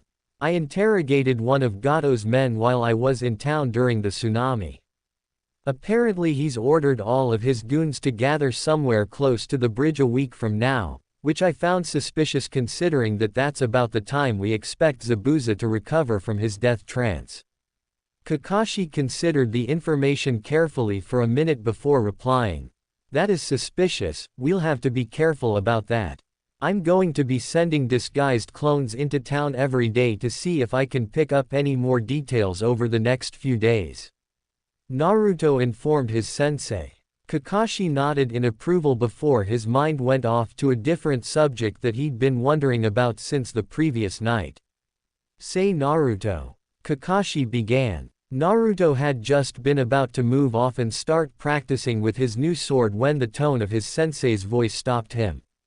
Yeah, if you've known who your parents were for years now, why didn't you reveal it? It had been bugging him ever since their talk last him, and he couldn't figure out the reason that Naruto had kept quiet about it. Because I can just imagine that a number of people that hate me for the Kyuubi right now, would suddenly be trying to kiss my if they knew I was the son of their precious Yondaime, and I think the hypocrisy of it might have made me break someone's face sooner rather than later. Ah, I see. So Naruto is that kind of man, Kakashi concluded. The kind of man that disdained anything and everything that he hadn't gained through his own sweat. The fame of his parents, no matter how much respect it would give him, was not his own, so it held no appeal for Naruto. It was an attitude that Kakashi couldn't help but respect, even though he wondered just what had happened to Naruto that he valued only his own strength. That kind of attitude wasn't born from nothing after all. With nothing further to say, Naruto moved off to get a handle of swinging around his new sword, and Kakashi went back to his porn. XXXXXXXXXXXXXXXX. Tsunami was anxiously waiting in her futon for Naruto to show up.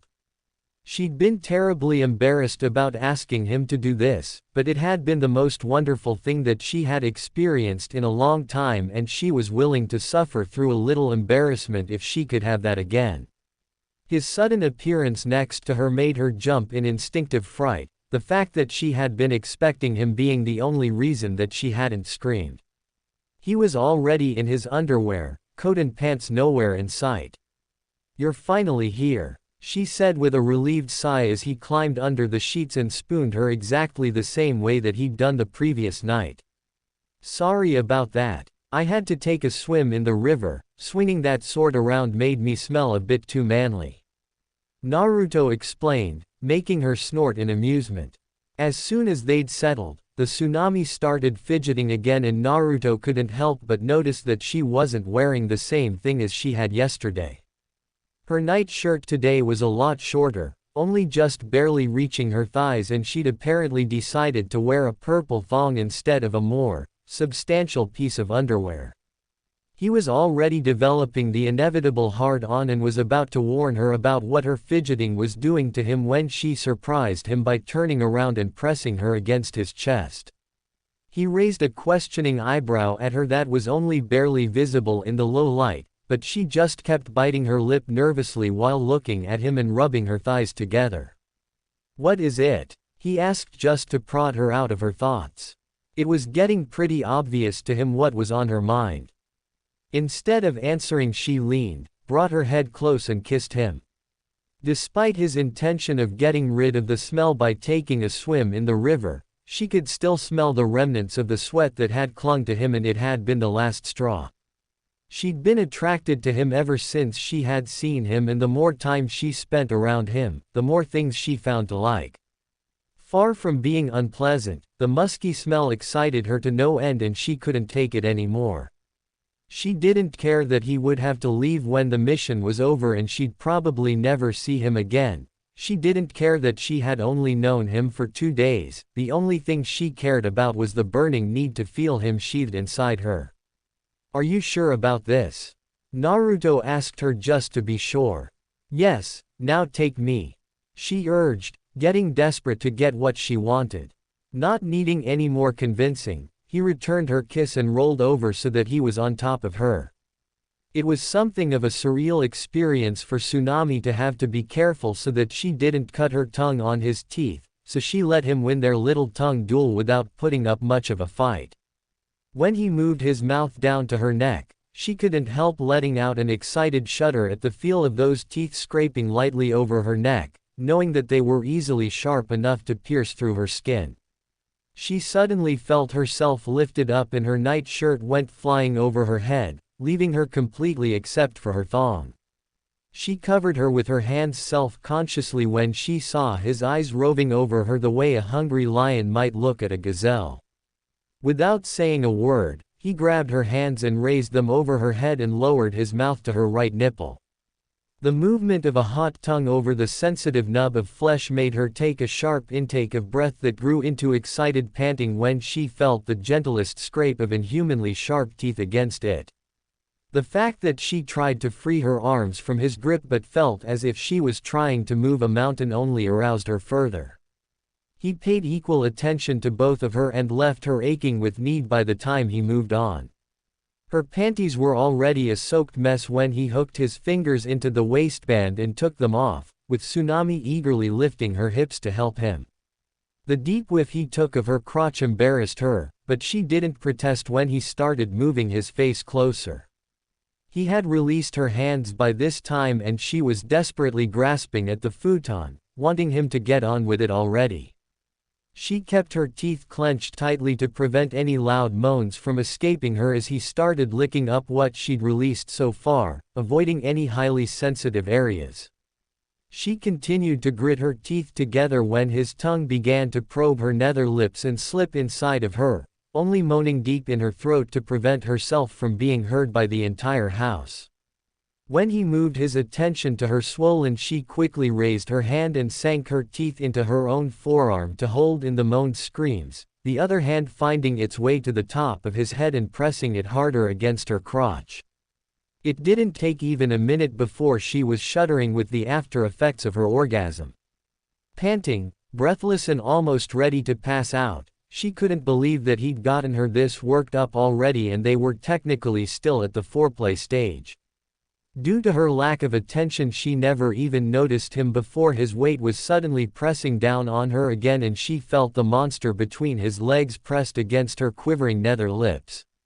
She'd known he was big when she felt him through his underwear the previous night, but now that he'd removed it she realized just how big it was.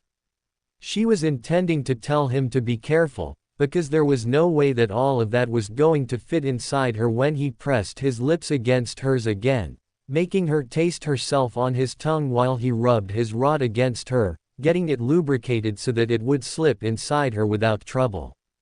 He took hold of her hands again, having noticed earlier that she liked it, as he lined himself up with her entrance and pressed inside with the head, making her moan into his mouth. The deep, satisfied growls coming from his throat as he penetrated her slowly excited her with the thought that he was going to slam himself fully inside of her any second now. As he penetrated deeper and deeper inside her, stretching her insides to the point of being painful, she was distantly grateful that he hadn't done that, as it would have no doubt hurt her badly. There was no restraining her moans and screams as he kept going deeper every time she thought that there couldn't possibly be any more room inside her, moans and screams which were fortunately muffled by his mouth. He stayed buried inside of her fully for a short while as she gasped for breath and squeezed her hips around him, letting her adjust to his size before he moved again. He returned to plundering her mouth when he began to move, causing her to return to moaning into his mouth. When he began to speed up and growl in a way that told her that he was getting close, she tried to let him know that she didn't want him to release inside her and possibly get her pregnant. The way that he was holding her down and covering her mouth prevented that, however, and the frantic bucking of her hips served only to push him deeper inside her. Despite that though, she still felt her own orgasm approaching again and she was helpless to do anything except let him do as he pleased while she climaxed and felt him filling her up with his seed, prolonging the pleasure she felt as her fleshy inner walls tried to wring every last drop out of him. "You shouldn't have done that, I don't want another baby," she panted out when the uncontrollable shuddering from her orgasm subsided, her face and hair sweaty. "And you won't have one. I've placed a seal on myself that prevents me from getting any woman pregnant," Naruto assured her, his voice much more composed than hers. He was expertly hiding just how stupid he felt for not telling her about that before he'd nearly caused her to freak out by making her think that he was trying to impregnate her. "A seal?" Tsunami asked in confusion, having no idea what that was. "It's a ninja thing that I used to make sure I'm incapable of having children until I turn it off, don't worry about it," he dismissed airily. "Oh, well that's good," she said in relief. "We should get some sleep." "Oh, you think we're done?" He smirked at her in a predatory manner when she looked at him in shock. Shinobi do not tire that easily.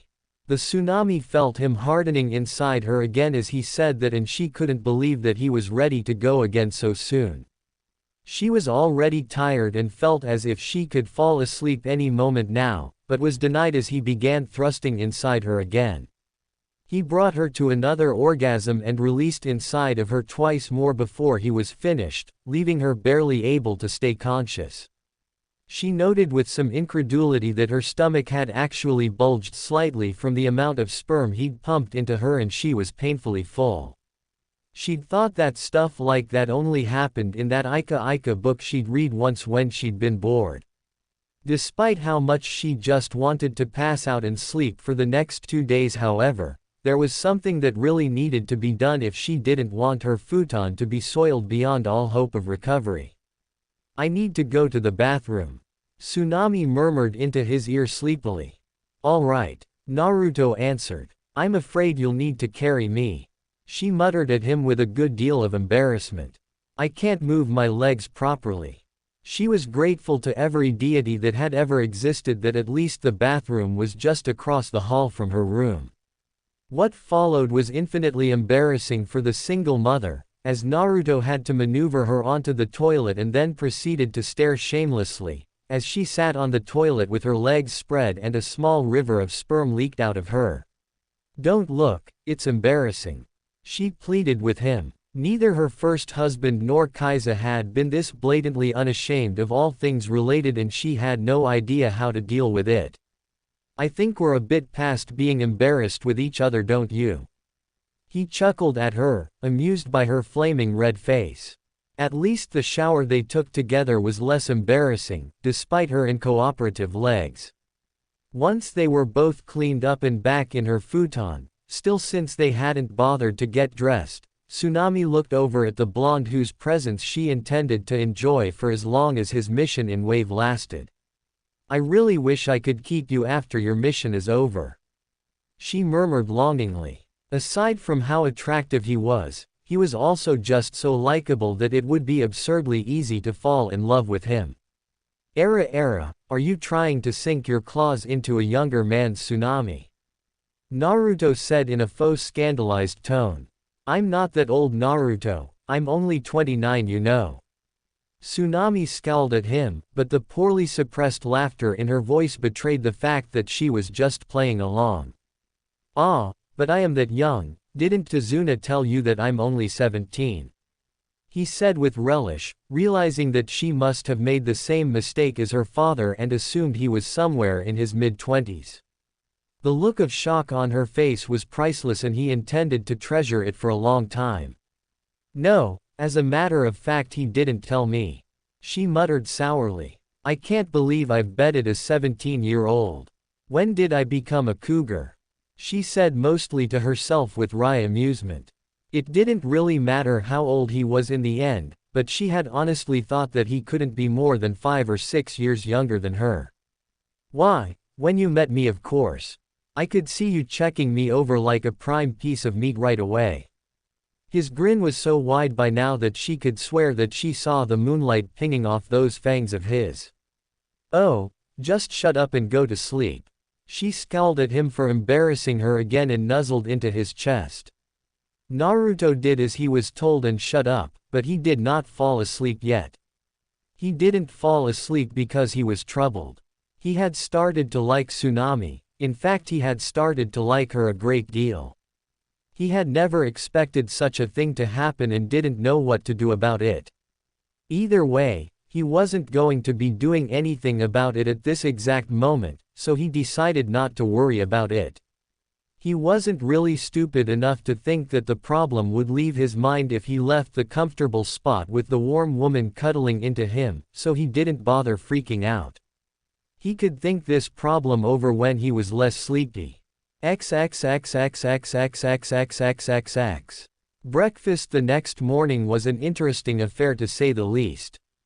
Inari had decided to actually eat with the rest of them for a change, but was scowling as darkly as an 8-year-old possibly could, seeming to be especially irritated that his mother appeared to be happier because of the presence of the shinobi in their home.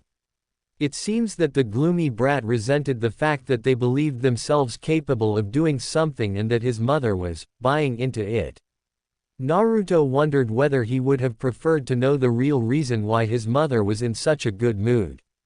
Tsunami was walking with a slight limp, claiming that she had slipped and bumped her hip against the doorframe while she had been making breakfast. Everyone seemed to believe her, except Kakashi, who had glanced at Naruto and caught his quickly concealed smirk.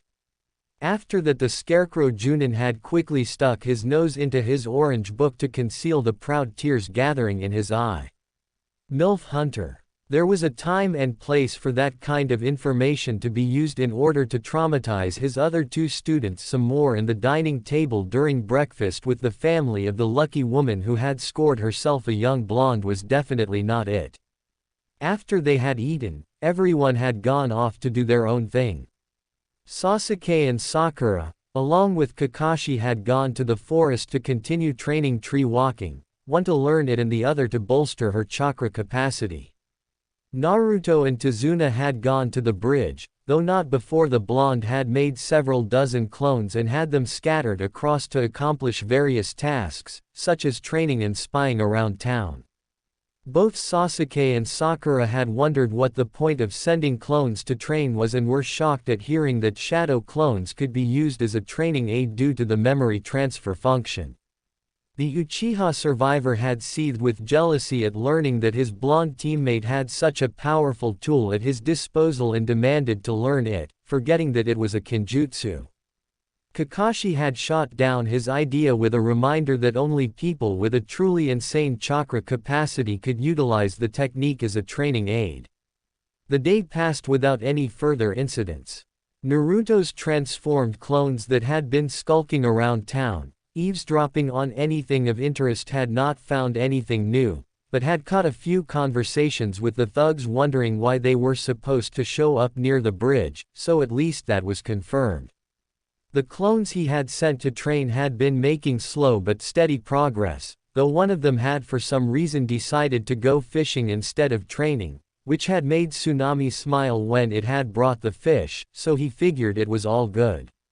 Sasuke had just about mastered tree climbing, his desire to catch up to Naruto making him desperate enough to ask Sakura for help. Sakura herself had been ecstatic about it, along with being able to stay vertical on a tree for half an hour at a time, making her claim that this was the best mission ever, momentarily forgetting the threat of messy death looming over her head. They would both be moving on to water walking soon. It was during the evening meal that Inari's gloom finally reached critical mass and exploded, unable to stand the fact that people were able to enjoy themselves. Why do you guys bother to try so hard? No matter how hard you train, you're still no match for Gato's men. No matter what glorious claims you make or how hard you work, the weak will only end up getting killed. Which is why Gato is going to get killed and Wave can begin rebuilding. Naruto said with a dismissive shrug, not particularly bothered with the rant. He was living proof that hard work and training did pay off, so the ranting of an 8-year-old didn't faze him in the slightest. Shut up. What do you know about our pain? Living in your big, fancy village, happy all the time and then sticking your nose into other people's business. You don't know anything about suffering. You should just leave. Inari shouted at the blonde, further enraged by his dismissive attitude. A feeling of murderous anger suffocated the room, making everyone shut up and freeze as Naruto stared down at the boy who had just blurted out something incredibly stupid. You must really hate your mother and grandfather, he said coldly. What are you talking about? Inari stuttered, feeling both shocked and terrified at the sudden menace in the blonde's voice. We are here to protect your grandfather while he finishes his bridge. If we leave the way you want us to, then he will die and your mother will likely suffer the same or even worse soon after. Naruto continued with the same cold tone, freezing the young boy's thoughts in his tracks. Come on Naruto, that's enough, Sakura said, trying to stop things from escalating, but received a glacial glare and a growl that told her to shut up and stay out of it. You sit here, in a warm house, with a loving mother who cooks for you and takes care of you, with a brave grandfather who is risking his life to make sure you can live a better life, and you spit on their love for you. Inari looked about ready to burst into tears and run away, but found himself unable to. Unknown to everyone, Naruto was using his much-neglected chakra voice enhancement to force him to listen. You live near a town not even 20 minutes walk away, where there are children living in the street. Children who have no one to take care of them. Children younger than you, who are forced to beg for food, and you sit here with a full stomach and complain. The tsunami, who is just as frozen as everyone else, realized that he must be thinking of the little girl from yesterday. My life was harder than yours is ever likely to be, but I climbed out of that instead of whining about it. Sasuke had to see his entire family killed by the hand of his own brother, but you don't hear him whining about it, even if he is a moody bastard. The last part might have been considered somewhat funny if it hadn't been delivered in a voice cold enough to freeze water. I have no idea what happened to Kakashi-sensei, but I can guess that whatever makes him stare at a monument to the fallen for hours on end every day wasn't pleasant. In fact, the only one here who had a better life than you is Sakura. Instead of making everything worse, you should be doing your best to protect what you have, because as far as this world is concerned, you're actually pretty lucky. With that, the blonde turned around and headed towards the door, grabbing his stolen sword along the way, and everyone breathed a relieved sigh that it was over without any violence. Where are you going, Naruto? Kakashi asked with some worry. Training. XXXXXXXXXXXXXXXX. Naruto made his way towards the forest, most of his anger already cooled. The brat had gotten to him with the way he threw tantrums and ignored just how lucky he actually was. But the real reason he was still walking into the forest instead of going back was because he needed some space to figure out what the hell was going on with him and the tsunami and what he was going to do about it. All the women that he had slept with previously had been either prostitutes or the type who was just looking for a quick fling with no strings attached, excepting the obvious case of Xana, who was another matter entirely. Tsunami, however, was a wonderful and loving woman that was very easy to get along with. She was a good deal older than him, but he had never cared about that before and he wasn't going to start now. Besides, he didn't even know how old Xana was, but it was likely to be a number with 4 digits, so that argument didn't hold any water. The root of the problem was that he had enjoyed the time he spent with her a great deal and could quite easily imagine settling down with her and abandoning his long-shot dream of becoming powerful enough that the red-haired demoness would consider him worthy of being her equal. That, however, would mean abandoning Xana, which was out of the question. She had been the one to get him through his childhood with his sanity more or less intact despite her fondness of mind games, and he had made a promise on top of it. He may have given the promise as a child who hadn't truly understood the importance of keeping his word yet, but it didn't matter as he would have probably done the same thing even if he did know. He didn't make promises often, but he would sooner carve his own heart out than break them. It was too late to distance himself from Tsunami to prevent himself from getting attached to her, as it had clearly already happened, which left him a horribly confused man. He'd avoided thinking about this last night, but there was no avoiding it now. If he didn't get himself straightened out and fast, this situation was going to blow up in his face sooner rather than later. He recognized that most of his real anger at Inari had come from the fact that the brat was hurting Tsunami with his tantrums rather than anything that had been said about him. The only thing about him that the brat had attacked was his pride, and it would take more than the tantrums of an 8-year-old to noticeably dent the pride of Uzumaki Naruto. Unlike with him though, the boy had shown immense disrespect and callousness towards his mother, who had done everything in her power to help him. He knew perfectly well that it had not been about the fact that he would have been ecstatic to have a mother like her when he had been the boy's age. No, it had been about the fact that the Tsunami was hurting because of his attitude and he had grown to care about her well-being. Naruto growled to himself as his thoughts started running in a loop of thinking about Tsunami, to how dangerously close he'd already come to betraying his devotion to Xana without even realizing it, and back to the fact that he was indisputably developing feelings for Tsunami. Rapidly getting angry due to his frustration, he defaulted to the typical male response when their feelings weren't making any sense and they were alone where nobody could see them losing their shit. He started punching the nearest tree and kept going until he'd flayed the skin off his bones and the tree was lying in a broken heap on the floor.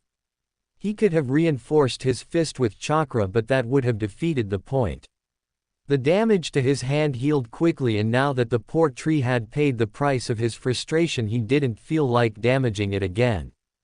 Feeling much calmer after the random act of destructive violence, he started putting together the pieces and came to the only conclusion that could possibly be true.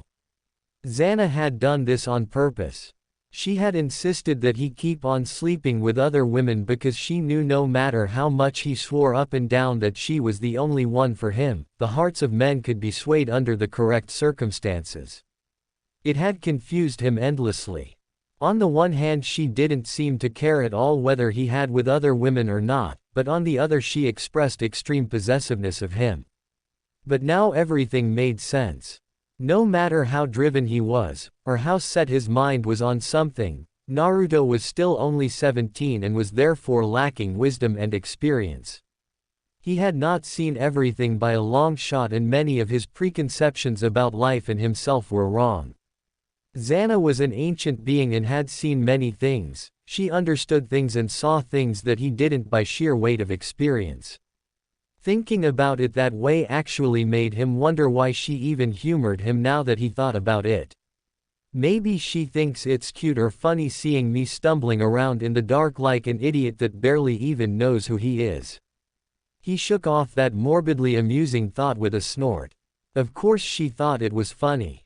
She had known that he would inevitably attract the attention of other women, and some of those women he would find himself liking.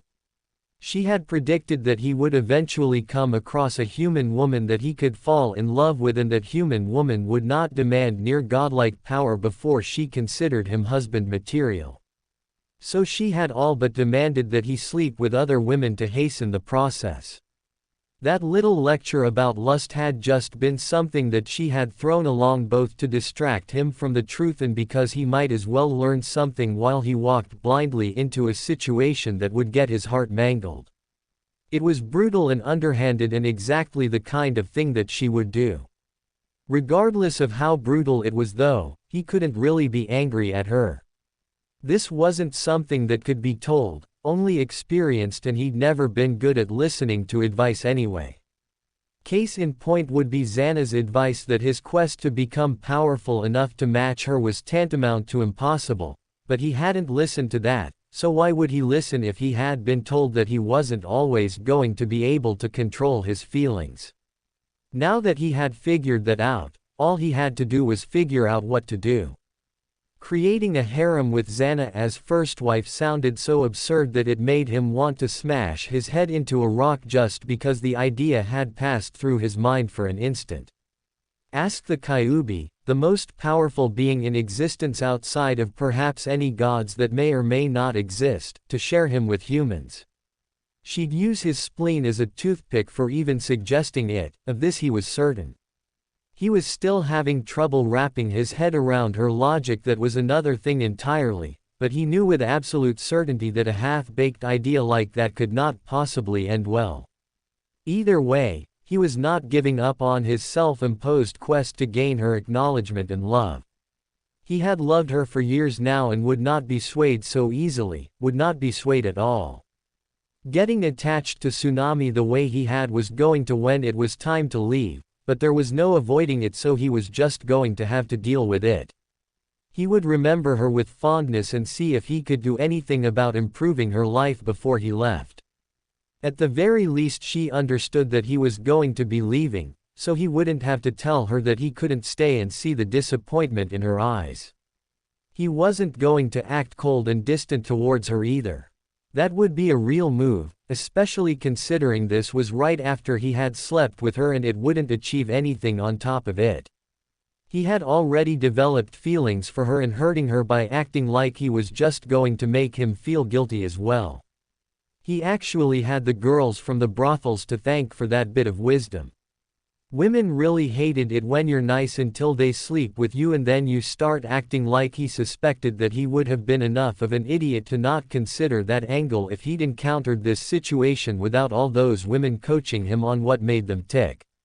There was no way that he was going back to the house tonight though. The whole thing was still too raw and he wanted to be alone and let this whole thing settle so that he didn't feel like a cauldron of unstable emotions. Rubbing a hand across his face, he smiled warily to himself. All of this emotional introspection and soul-searching was not a job that men were suited for and he needed something simple to relieve some stress. And the simplest and manliest way of relieving stress available to him in the middle of a dark forest was to swing an oversized piece of sharp metal around and see if he could figure out how Zabuza managed to do anything useful with the damn thing. He flew at a nearby tree with the sword raised high and a wide grin on his face. XXXXXXXXXXXXXXX. Haku could not believe her luck.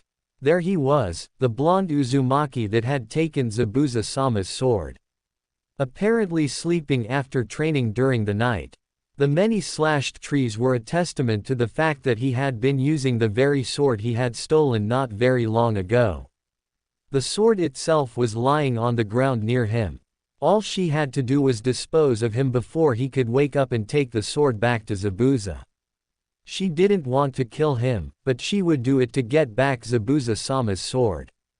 Haku glided silently towards the prone blonde, readying a senbon needle which she intended to jam into his neck to paralyze him so that he would be unable to defend himself. Taking a deep breath, she steeled her heart for what she was about to do, and found herself pinned to the ground in a blur of motion, hands held above her head with a strength that she couldn't hope to overcome and the rest of her body pinned under the much heavier blonde who was now eyeing her with a speculative gaze. Naruto had been awoken by the feel of killing intent, but had elected to wait until his would-be killer came close enough to act. Now that he had the very pretty girl disabled he could face the situation. Senbon, long black hair, wants to kill me for some reason. I do believe this is probably my old friend the fake Hunter Nin, now to make sure.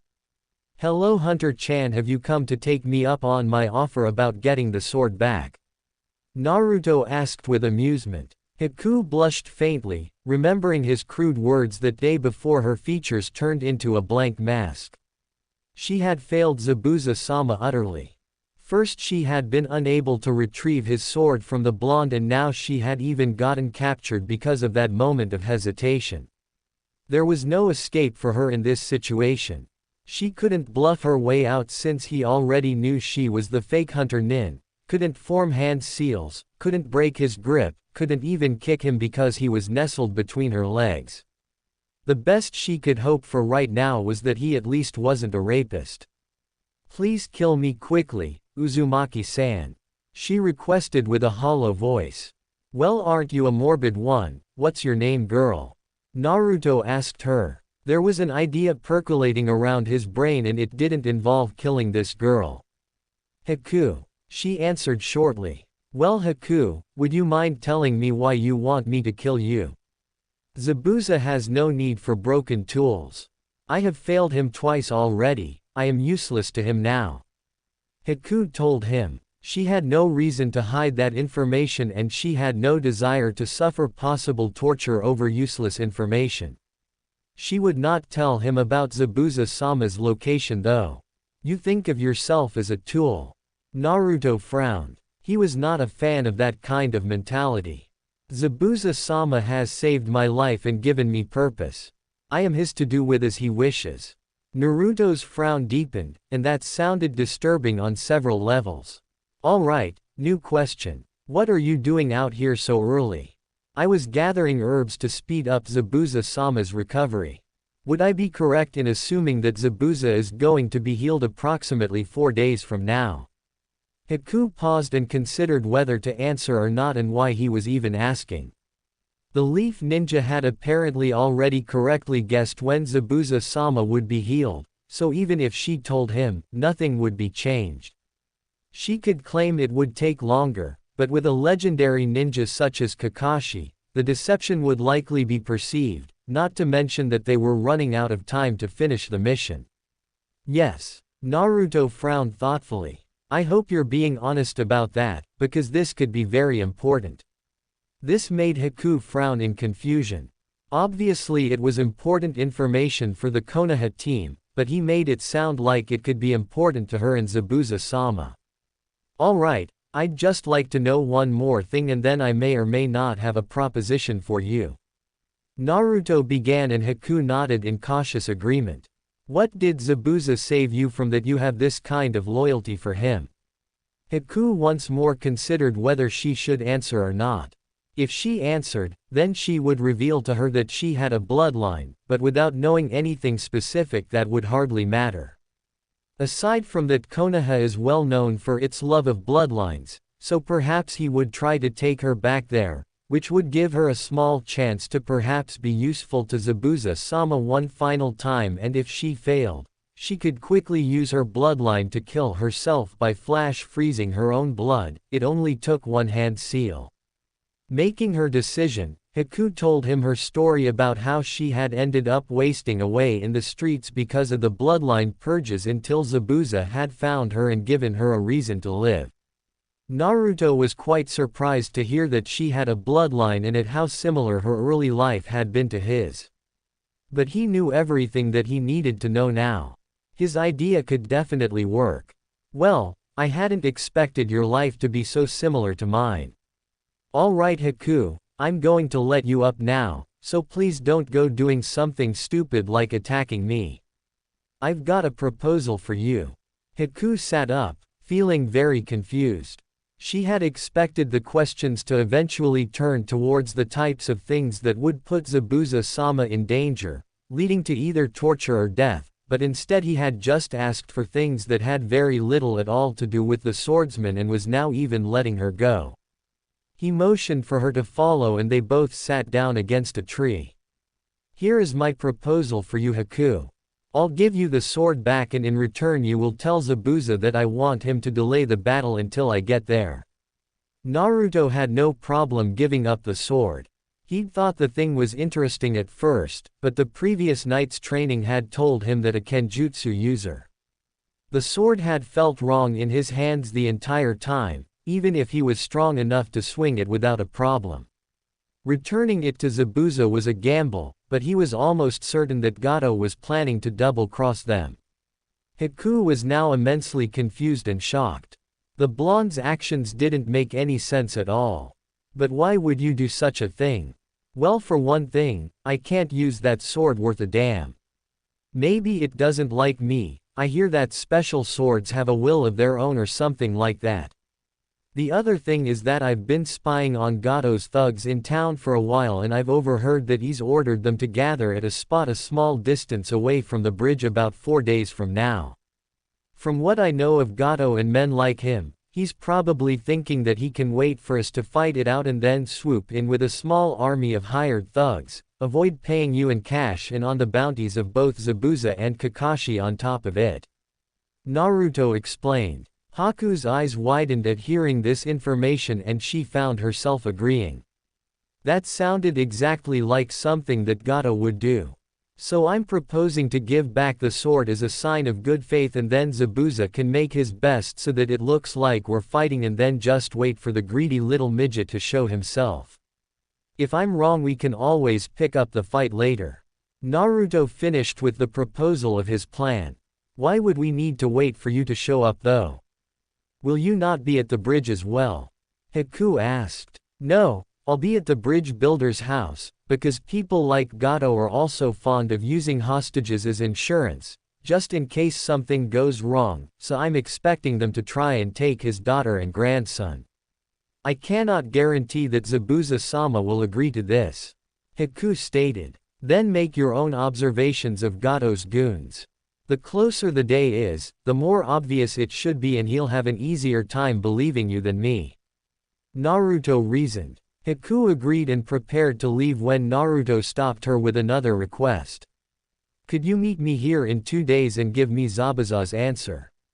I believe I can do that, Uzumaki-san. None of that now Haku, we're practically friends, so just call me Naruto. Alright, Naruto. May I ask what you meant when you said that your life was similar to mine? Haku asked cautiously. Well, I had something placed inside me when I was born that caused most of the village to hate me, so I lived my early life in a similar way to you. Naruto explained. Haku was surprised, but also intrigued. Zabuza-sama saved me from that life and became my precious person. This is why I will do everything in my power to protect him. I have always believed that people become truly powerful when they have someone they wish to protect. Do you also have a precious person that you want to protect? She asked curiously. Despite the initially bleak situation, she was now glad to have encountered the blonde Uzumaki. She was curious about what had been placed inside of him, but decided not to pry. Naruto thought it over for a moment before answering.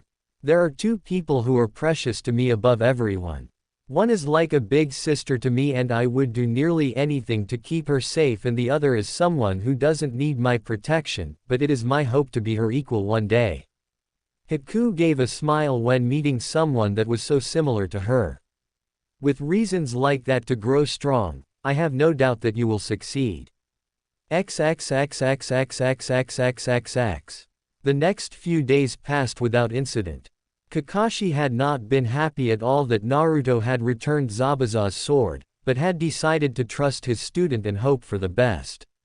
The second meeting with Haku had revealed to them that Zabuza was wary of traps, but willing to go along with it, as everything was pointing towards Gato planning treachery. Sakura had been relieved that they might be getting out of the mission without a fight, and Sasuke had been angry at being unable to face a powerful opponent to test himself. Inari had been quiet and barely spoke a word since Naruto had laid into him, but he seemed more deep in thought than gloomy. Everyone had continued their own training regardless of a possibly peaceful resolution. At this point both Sakura and Sasuke were working on water walking, one for endurance and the other to master it, while Naruto was still working on cutting a leaf in half with his wind chakra. Naruto and Tsunami had also continued their nightly activities in secret. At first Naruto had been hesitant about it, but Tsunami had assured him that she had known he wouldn't be able to stay. She would miss him, but she had never expected him to stay and just wanted to enjoy the short time they had left together before he left. True enough, she hadn't expected to find herself liking him to this extent, but she knew that there could be no future together for them. She was happy enough that he'd come around and help lift the loneliness she had been feeling ever since her husband died, and that his words seemed to have done some good for Inari despite their harshness. Now the day had finally arrived for the long-awaited confrontation. Tazuna had told his workers to not come that day in order to prevent anyone getting caught in the possible crossfire, but he intended to join them on the bridge. Naruto had stayed behind at the house, waiting for any possible kidnapping attempts by Gato's thugs. He was going to stay for 2 hours and then join them on the bridge if no kidnapping attempts had been made, leaving behind shadow clones just in case they were late. He didn't like relying on shadow clones for this kind of thing, as one tiny cut was enough to dispel them, which was the only reason he hadn't left shadow clones to begin with. Inari was currently in his room, as he had been wanting to do lately, thinking over what Naruto had said to him. Meanwhile, Naruto was in the kitchen, standing in a place where he couldn't be seen from the front door or from the stairs leading to the first floor. He had his pants undone and Tsunami on her knees in front of him, with his rod in her mouth. Normally a Tsunami wouldn't have even considered doing something like this, but she had gotten a lot bolder in the past few days and she knew that the short time she had to enjoy the company of her favorite blonde was running out. She knew that Naruto would hear if anyone was approaching, so the risk of getting caught was minimal and they couldn't risk doing anything more with the danger of being attacked at any moment. Aside from that, she had also discovered that instead of the usually unpleasant taste of a man's sperm, Naruto tasted like the most wonderful thing to have ever graced her taste buds. She had been confused when she first tasted him and it felt like she was drinking liquid lightning, but with only positive effects. His explanation on chakra density having strange effects on the body didn't really explain anything to her, so she just accepted it as being another oddity about him that she was going to miss.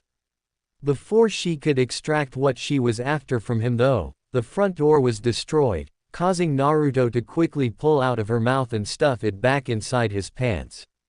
He didn't show it, but he was rather pissed off at the timing of this attack. Couldn't they have come a few minutes later? I'm going around the back, don't worry, I won't let them touch you or Inari. Naruto whispered to her and vanished through a nearby window. The tsunami quickly wiped her mouth and then stood to meet the would-be kidnappers. Zori and Waraji had expected the standard kidnapping when they broke down the door. Screaming, panicking, pleading, maybe even an attempt to fight back, thus they were very confused when they were met with a composed-looking woman. Oh, she still looked somewhat frightened, but not anywhere close to what you'd expect when you break down someone's door with swords and barge into their home with blades drawn. Still, they had a job to do and they were going to do it. You're coming with us, girl. Gato wants to have a little talk with you and your father. I'm not letting you take my mother. A young voice suddenly screamed and they turned to see a boy at the top of the stairs. Inari felt Naruto's words echo in his mind as he saw the men who had come to take his mother away, and he couldn't believe that he had ever wanted the shinobi to leave. He understood now just what it meant that he had been telling them to leave. He had been telling them to abandon them to this exact fate. He didn't see Naruto anywhere, so he was determined to protect his mother at all costs. He couldn't lose her too after he lost his adoptive father. Zori and Waraji couldn't understand why the woman suddenly looked calm. You won't be taking me anywhere. Tsunami said with a grim smile, all traces of fear gone. Inari just looked confused at hearing his mother so calm, as he didn't have a direct line of sight behind the two thugs. You think this little runt is gonna stop us?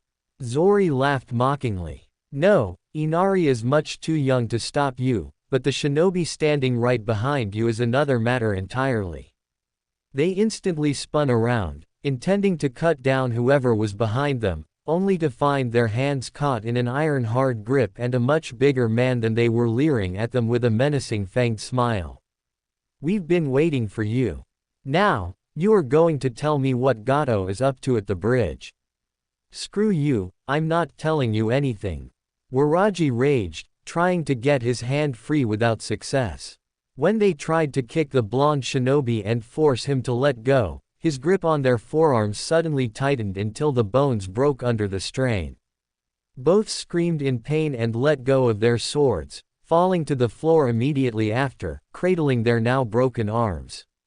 I don't have time to screw around with you, so tell me what I want to know or I'll start taking off body parts. Naruto demanded in a cold, chakra-enhanced voice, instantly removing any thoughts about refusing. They were just hired swords and definitely had no interest in being tortured in order to protect information. He's gonna wait for your team and Zabuza to fight it out and then ambush you with everything he has. Zori revealed frantically, wanting to tell him everything he knew as soon as possible, before the blonde could make good on his threat. So I was right then. That makes things simple, Naruto said to himself, before dragging the two of them outside. He didn't want to kill them in front of Inari, and leaving them alive was not an option. When he came back in, both Tsunami and Inari were waiting for him. I'm going to the bridge, it's time to finish this, he told them. They nodded, but Inari felt that he had to say something. Thank you, Naruto-ni-san. Naruto raised a surprised eyebrow at the new form of address and then put his hand on Inari's head and ruffled his hair. You did good trying to protect your mother, Inari. The words made Inari smile proudly. The blonde made two shadow clones and then sped off towards the bridge. XXXXXXXXXXXX. When he arrived at the bridge, he saw a rather odd thing. The bridge was enveloped with a Kurigaker technique, and once he penetrated it he saw a dome of ice mirrors with Sasuke trapped inside them, looking progressively more like a pin cushion. The odd thing about this was that Kakashi was standing next to Sakura and Tazuna, with Zabuza on the other end, the mist not thick enough for combat purposes, but plenty thick enough to block sight from the outside. "So, what's going on?" Naruto asked, as the whole thing seemed as casual as a tense situation between possible enemies could be, with the exception of Sakura's nervous shifting, clearly worried for her precious Sasuke-kun. Apparently Sasuke was upset about being unable to fight anyone on the mission thanks to you sniffing out Gato's plan, and he made his displeasure known. Zabuza suggested that he fight Haku, and here we are. Right, well anyway, I've just interrogated the two goons Gato sent to kidnap Tsunami, and it seems we were right to be suspicious. He should be coming here soon, looking to pick off any survivors from our battle," Naruto said, catching everyone's attention. "Well, I guess we're not enemies anymore then," Zabuza said. It was at this point that Sasuke collapsed, too injured to stand anymore and causing Sakura to shriek out his name in worry. "Don't worry Sakura, he's fine," Kakashi reassured her. Haku dismissed the ice mirrors and moved to stand at Zabuza's side while Kakashi collected Sasuke. "Looks like the Uchiha was no match for you, Haku. He was somewhat able to dodge my Senbon after awakening his Sharingan, but he had no abilities powerful enough to break my mirrors, so it didn't help him too much," Haku confirmed. "The prick is going to be even more insufferable with his pouting after this though." Naruto sighed in resignation. "Don't talk about Sasuke-kun like that," Sakura raged. "If you don't stop shrieking, I'm going to ask Haku to put you in a death trance, Sakura," Naruto told her irritably. No man wants to listen to a grating, high-pitched voice shrieking into their ear, especially not after an interrupted blowjob. That shut the pink-haired fangirl up quickly, as she didn't want to have Senbon stuck in her neck. Naruto took the opportunity to observe Zabuza and Haku since they weren't trying to kill each other. What he had heard from Haku about how she considered herself a tool for Zabuza still bothered him. It wasn't really any of his business, but he had taken a genuine liking to Haku during their short talk in that forest, and he didn't want her living that kind of life. "Hey Zabuza," he suddenly asked, surprising the swordsman and Haku slightly. They hadn't expected there to be much talking going on until Gato showed up. "Yeah." Zabuza felt that he had a slight debt to the blonde for returning his sword so freely, so he was willing to answer some questions. "Do you really consider Haku to be nothing but a tool to you?" "That's what shinobi are," Zabuza answered simply, causing Naruto to frown. "I don't believe that," Naruto refuted. "You can believe what you want, it won't change the truth," Zabuza retorted. "So if I had asked for Haku's life in exchange for the sword, you would have agreed?" Naruto asked somewhat heatedly. "Haku is a lot more useful than a sword, and I'd have gotten my sword back another way," was the cold response, though it was somewhat evasive. "Well then, what if I had demanded that Haku sleep with me in exchange for the sword?" Naruto demanded, getting irritated with the swordsman's disregard for his partner. The question caused Haku to flush bright red and Sakura to gape at him, also blushing. "What the hell are you implying, you bastard?" Zabuza demanded angrily. Naruto stared at him for a few seconds before he gave a small smirk. "If you only think of Haku as a tool, then I don't see what you're getting so angry about. It shouldn't be any big deal to sacrifice the virginity of a tool to get your sword back, right?" Zabuza growled and looked like he was about to draw his sword and cut the blonde Uzumaki in half when a brightly blushing Haku asked a question of her own. "Naruto-san, why are you saying such things? I'm just trying to figure out what Zabuza really thinks of you. I did say that we were practically friends, and I don't like seeing my friend treated as a tool. Given how mad Zabuza looks right now, I'm pretty sure that his whole attitude about you being a tool is fake," Naruto explained, making Haku look at him in surprise. "Uzumaki," Zabuza growled, but was ignored. Kakashi was watching the whole thing in silent amusement. I bet he wouldn't even mind if you gave him a hug right now. The blonde prodded further, while Haku blushed some more at the suggestion and inched a bit closer to the swordsman. She had always looked up to Zabuza as a father figure, even if she said that she was just a tool, and she had wanted to hug him several times before. Any further conversation was interrupted by the noise of several hundred feet walking towards them.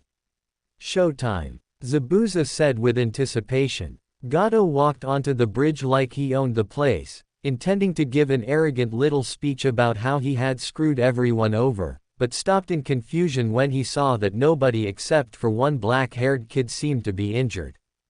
Zabuza, what the hell is this? I'm paying you to get rid of the bridge builder, not to screw around.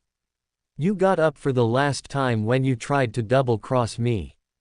I'll just take my payment out of your hide. Zabuza growled, making the greed midget back up in fear.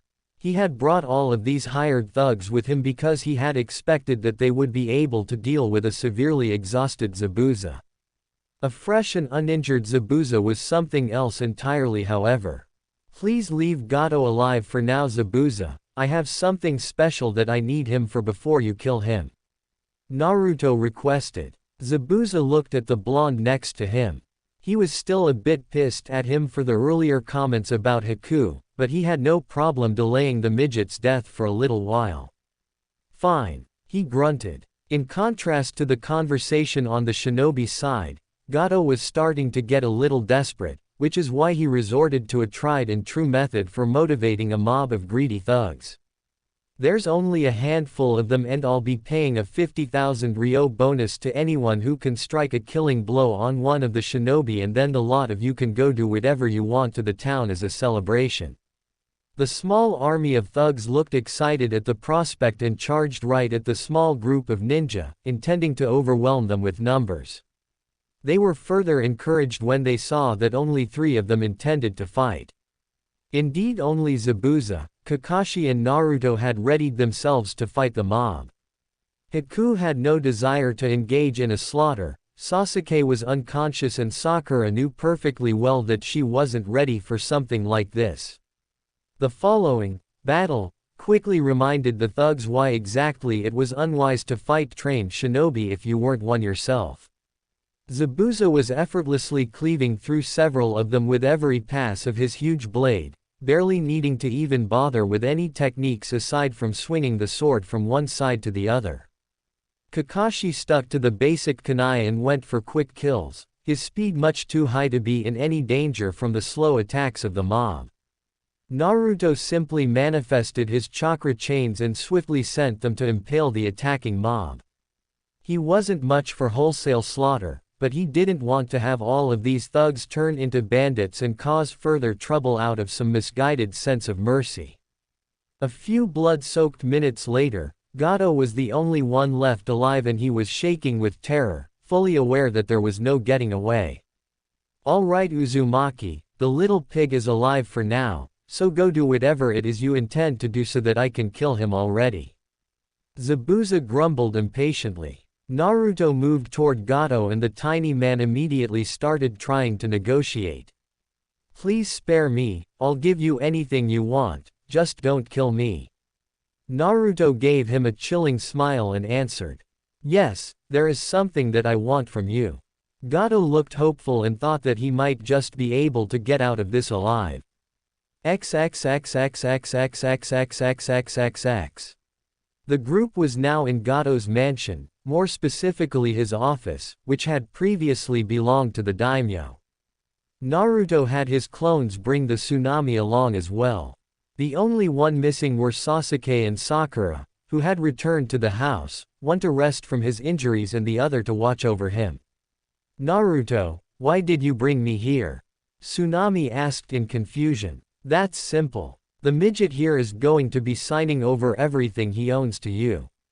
Naruto answered simply. What? Came the voices of Gato, Tazuna and Tsunami, while the others simply looked surprised. Naruto had considered the idea of taking all of Gato's holdings for himself, but he honestly didn't have time to be dealing with a company, nor did he really need that much money. Just killing Gato and letting whoever wanted it to get his hands on it was also out of the question, which had left him with the option of giving it to someone else. He knew about the tsunami and knew that she would no doubt make use of the funds to bring Wave Country back to prosperity. She might not be much of a business manager, but she had a good heart and it was going to take a lot of money to repair the damage that Gato had done, money that the diminutive businessman conveniently had. You heard me, midget. If you don't like it, we can always resort to breaking bones until you see it my way. Gato paled at the threat and rapidly began signing documents to turn over everything he owned to Tsunami, who was still looking stunned. But Naruto, why are you insisting that he sign everything over to me? Because I know that you'll make good use of it. Naruto smirked and continued. After all, we can't have your father using all that money on sake. XXXXXXXXXXXXXXXX. Several days later, the Konoha shinobi were preparing to leave, as the bridge was finally complete. Zabuza and Haku had already left, their destination unknown, but much richer than when they arrived. Zabuza had helped himself to several times the amount of money that Gato had promised him and nobody had really begrudged him the money, so the swordsman was overall pleased with the way things had gone. The swordsman had also taken an inordinate amount of pleasure in removing Gato's head after the midget had realized that the only one who had promised not to kill him had been Naruto. Contrary to Naruto's belief about Sasuke being upset about losing to Haku, the Uchiha was too happy over activating his bloodline to be upset over the loss and had taken to activating it randomly whenever the urge struck him. Naruto somehow figured that this good mood wouldn't last long, however. Thank you for everything that you've done for us. Tazuna was saying. All of the waves seemed to be there to see them off. Inari looked like he was barely holding back tears at seeing his big brother leave. Tsunami was looking very nervous, before apparently gathering her courage and dragging Naruto into a kiss by the lapels of his coat. Everyone watching seemed to be stunned for a moment, before a loud, "Ooh," came from the crowd. Tazuna and Inari were both gaping in shock, tears forgotten in the case of the boy. Sasuke and Sakura were both surprised for a mere moment, before irritation filled their expressions and Kakashi just gave off a perverse giggle, quietly so as not to ruin the moment. When the kiss ended, Team 7 bid them all goodbye and left the country. We still need to name the bridge, Tazuna said, trying to get his mind off what he had just seen. The Great Naruto Bridge seems appropriate, Tsunami said lightly. Why exactly is that appropriate? Tazuna exclaimed, now fully into angry father mode at the fact that someone had kissed his daughter, even if the woman in question was nearly 30 years old. Because he is the main reason that everything went so well, along with giving us the means to rebuild. Aside from that, he also restored Inari's hope, not to mention my own. The woman answered. All right, fine, we'll name it the Great Naruto Bridge. Tazuna relented. Ka-san, why did you kiss Naruto ni-san?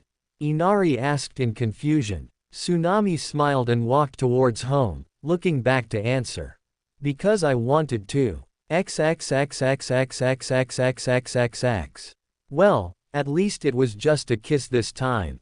Sakura grumbled. Kakashi gave off a loud perverse giggle this time. It was just a kiss, wasn't it? The Pinkett asked her sensei with some trepidation. Kakashi merely looked at her with an eye smile and giggled perversely again. Tell me that it was just a kiss, Naruto. Sakura all but demanded. Naruto just gave a small smile but didn't answer. He wasn't much in the mood for joking or screwing with their heads this time. Though Sasuke was getting pretty good at masking his irritation, he was not quite good enough yet, even if he never said anything. The smile did not fill Sakura's heart with confidence that her hopes were true. Well, it's not like you had any chance to sleep with her, she assured herself. Why do you think she was limping that day? Kakashi asked her, his voice full of amusement, eyes firmly curved into their signature strange smiling shape. Sakura's face went blank as she remembered the story about slipping and hitting the door frame. Now that she thought about it, she couldn't remember hearing any kind of loud smacking sound which that kind of thing would have made. Damn it, Naruto, can we not go on one mission with you without you sleeping with someone? The Pinkett raged. The perverted giggles of their sensei echoed through the forest. So friends, this was episode 2 of this emotional and heartwarming story.